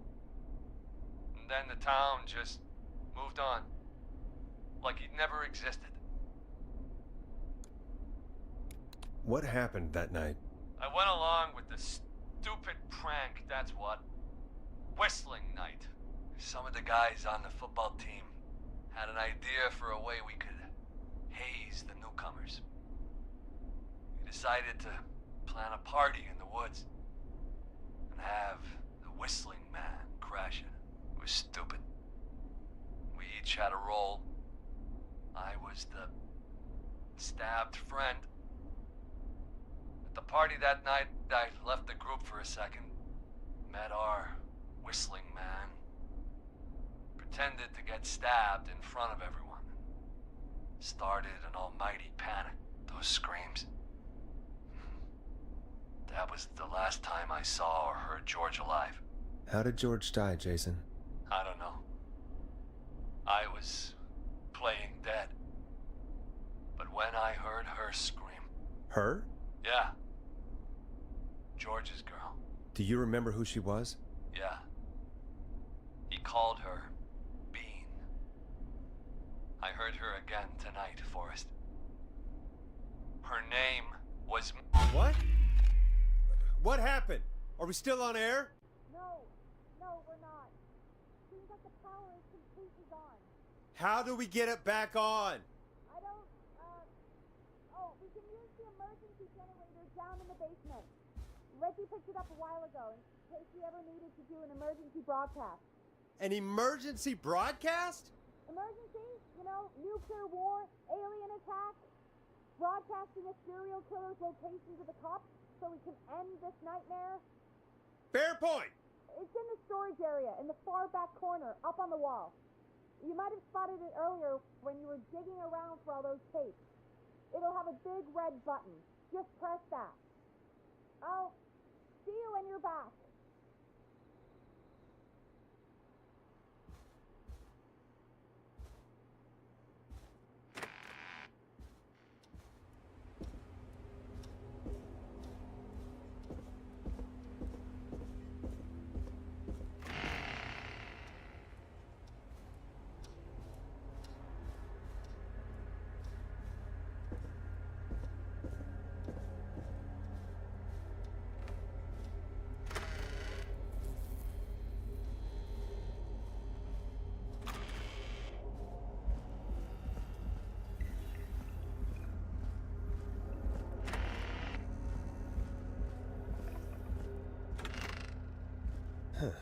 Far back corner.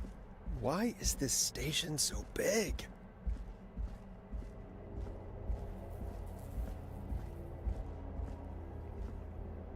That must be it. Boom! We've got power.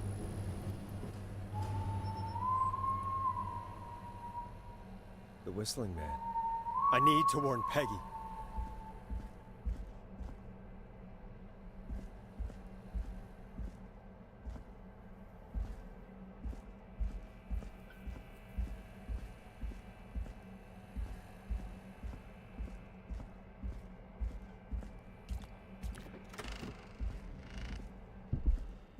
Peggy, are you there? Are you... Peggy? I need to get back upstairs.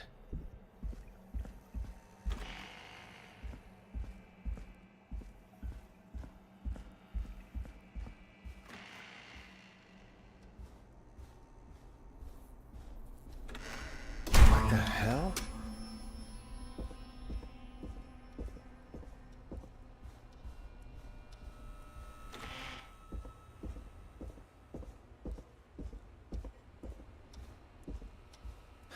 Oh no. Peggy! Where'd you go?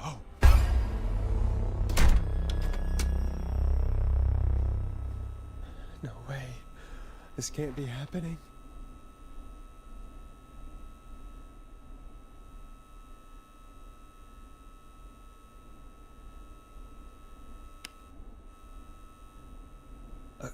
A call.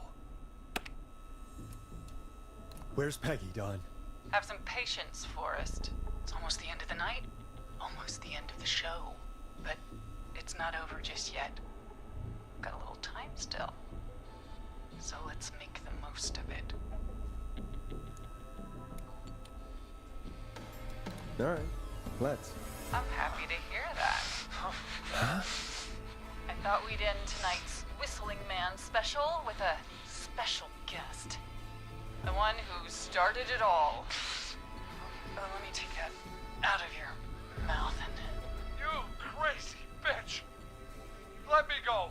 Welcome to the air, Mr. Teddy Gallows Jr. Wait. It's all gonna come out tonight, Teddy. Your daddy and his money saved you 20 years ago. But he didn't crawl out of his coffin with all the money in the world.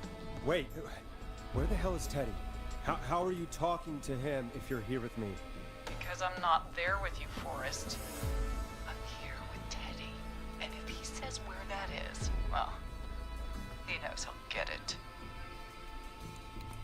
Wait, then... who am I looking at? Forrest Nash, let me introduce you and all of Gallows Creek to my boy, Henry Barrow. Hi, Henry. Nice to meet you. Don't mind him. He's just shy. So there were two whistling men tonight. Of course. That explains how you were always able to get around town so quickly. Hang on. Did you say Barrow? Then are you? Let me just get this mask off. Damn uncomfortable thing. No wonder Mooney went crazy wearing this. There we go. Marie Campbell? George's old girl. Oh, well, it sure has been years since I last saw. Oh, God damn it. Where are you going with all of this? Everyone's gonna know now what Teddy did. He killed George that night. This night. 20 years ago. Listen to me. You're gonna talk when I talk to you. And not a moment before. Meanwhile, Forrest, I'm gonna give you the chance to talk. You're gonna help me reveal what really happened to George all those years ago.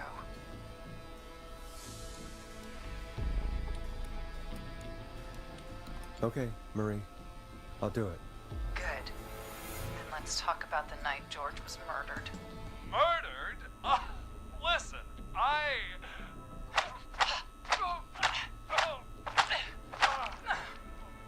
I said you speak when you're spoken to. Now, I know you've done some good work tonight in piecing together what happened to George 20 years ago, and that's why I want you to interview us. If you say so. I'm not really in a position to argue. I'm happy we have your cooperation. Do a good job. And hell, you might be the only one to leave here alive.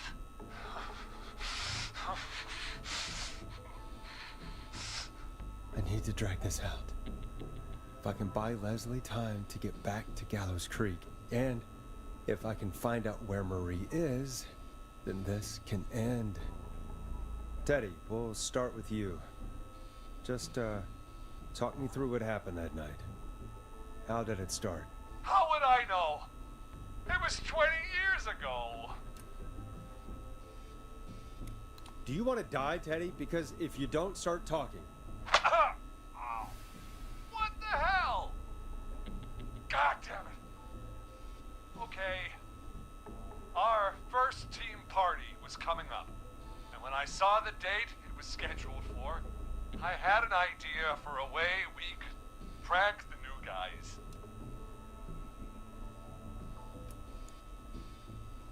I understand that kids in Gallows Creek know tonight as Whistling Night. I'm guessing that's what you mean?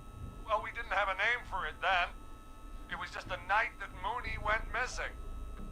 But Whistling Night is what they'd call it later. Wait. You mean this was the first Whistling Night? Keep talking, Teddy. We went up near Whistling Point. God, who was there? Me, Jason, and George, of course. But George didn't come alone. He brought Marie. About midway through the night, we put the prank into action. I looked up at the trees and saw Jason there, bloody, like he'd just been stabbed. And the Whistling Man, screaming. George and I and Ricky, we got left behind. Wait. Ricky was there? Roller Ricky? He was. And he was in on the whole thing. Is that true, Teddy? Did you tell him? What? No, he... You two were as close as anybody. I don't believe for a second you didn't tell him. If Ricky had told us, he just told us, he and George would both be alive still. Well, if Ricky weren't dead, we could have heard his side of the story.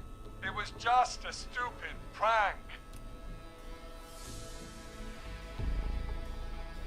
How can you still say it was just a prank? Oh, come on. Oh, God. Damn it. You made George think Jason had been murdered. He thought his best friend was dead. And so tonight you stabbed him for real? It's the role he wanted to play. Jason's still alive, Marie. He was with a friend. We talked her through how to stop the bleeding and got him professional help just in time. Oh. Well, shame he didn't have the good sense to die earlier. He's gonna regret that. Enough about him. Me and George took off running, but somehow we got separated in the woods. I ended up near the bottom of Whistling Point, and when I noticed George wasn't with me, I panicked. And then, I don't know how he snuck up on me, but the Whistling Man grabs me. I scream, and he starts laughing, telling me it's just a joke. I could stall for time here. Tell me, what happened next? I suddenly recognized it was Chuck. Chuck Brody. It was the Whistling Man. Laughing away. But then he stops. And he's looking up at the top of Whistling Point. What was he looking at? Teddy, what happened next? Nothing. I mean, it was just... Teddy? George fell off Whistling Point. Why'd he fall, Teddy? He just... You pushed him. You were up there. You were dressed as the Whistling Man too, and... I didn't push him, God damn it! I just chased him up there and he kept backing up. When I saw he was about to go over, I reached out. That's what you saw. You liar! It's not my fault. He didn't know it was a joke. If he'd had any brains, he would have realized. Ugh, you bitch. No one's going to believe this. After all you did. If she's lying, why the cover-up? My future was at stake, Nash. You know what it's like. People like us are bred for bigger things. I'm going to be the mayor of this town, Horace. And then governor. And then, who knows? What happened that night was tragic. It should never have happened. But it was a mistake. It was just a stupid joke gone wrong. So my father sent Clive out to clean it up. Why should a blip ruin my future? George was a blip? That's an evil thing to say, Teddy. That's the way it is. My father agreed with me. You never found his body, Marie? I looked all night. Jogger found him the next morning, washed up on the river. Instead of telling the truth, she lied. She said she found him in the reservoir. Our jazz runner, Sandra Sharp. Guess we'll never learn why she lied now. Everyone was in on it, Forrest. Even the coroner wrote a fake report. Said George was drinking. That he just got himself into trouble. And I saw. I'm sorry. For all it's worth, Virginia didn't have much of a choice. She had a sick sister whose treatments she couldn't afford. She played along with the gallows to save her sister's life. And her own. even still, she should have told the truth. I did my part. I tried everything I could think of. I even went to the newspaper, but no. That coward killed the story. But Maurice Russell is dead now. When will the killing end, Marie? End? When does it end? You can't kill the world. This has to stop sometime. It has to. It never should have started. He shouldn't have pushed my George off a cliff. He should have been punished. It's coming to a stop. At least for now. Here, where George and I first met, before he joined your football team, was right after he shot the winning throw. Wait a sec.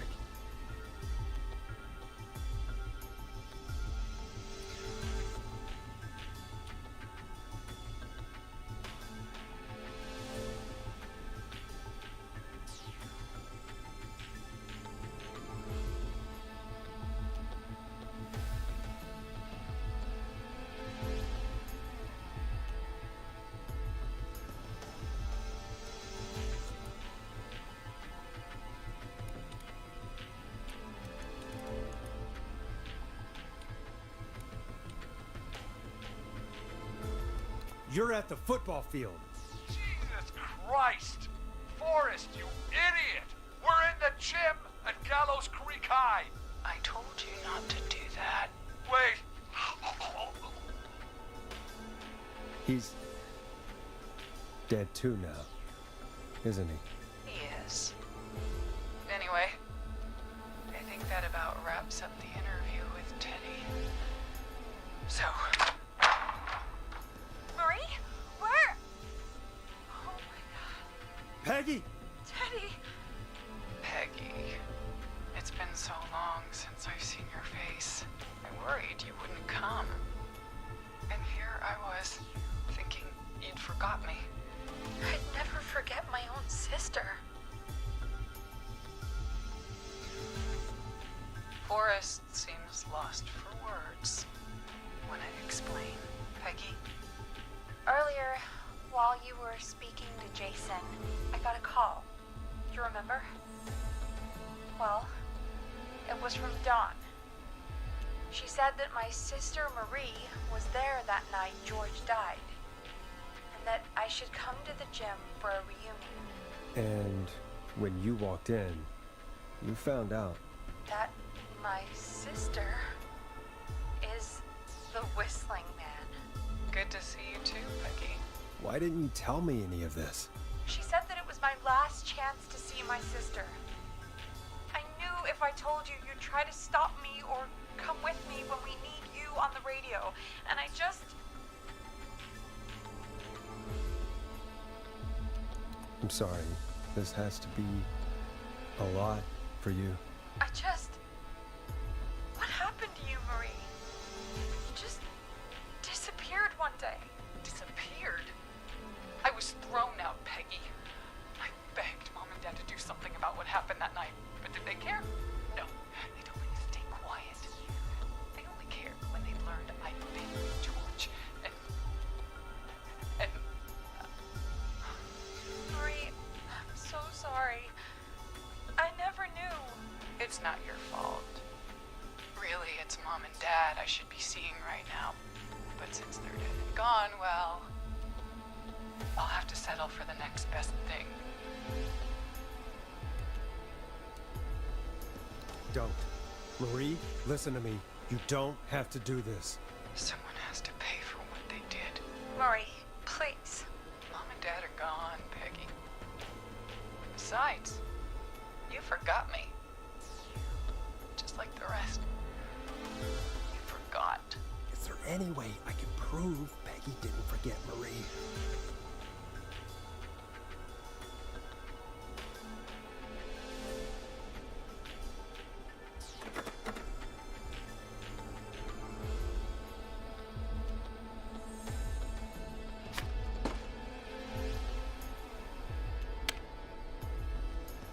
It hurt to be forgotten. I never forgot you. Well, no one's gonna forget now. Peggy! No!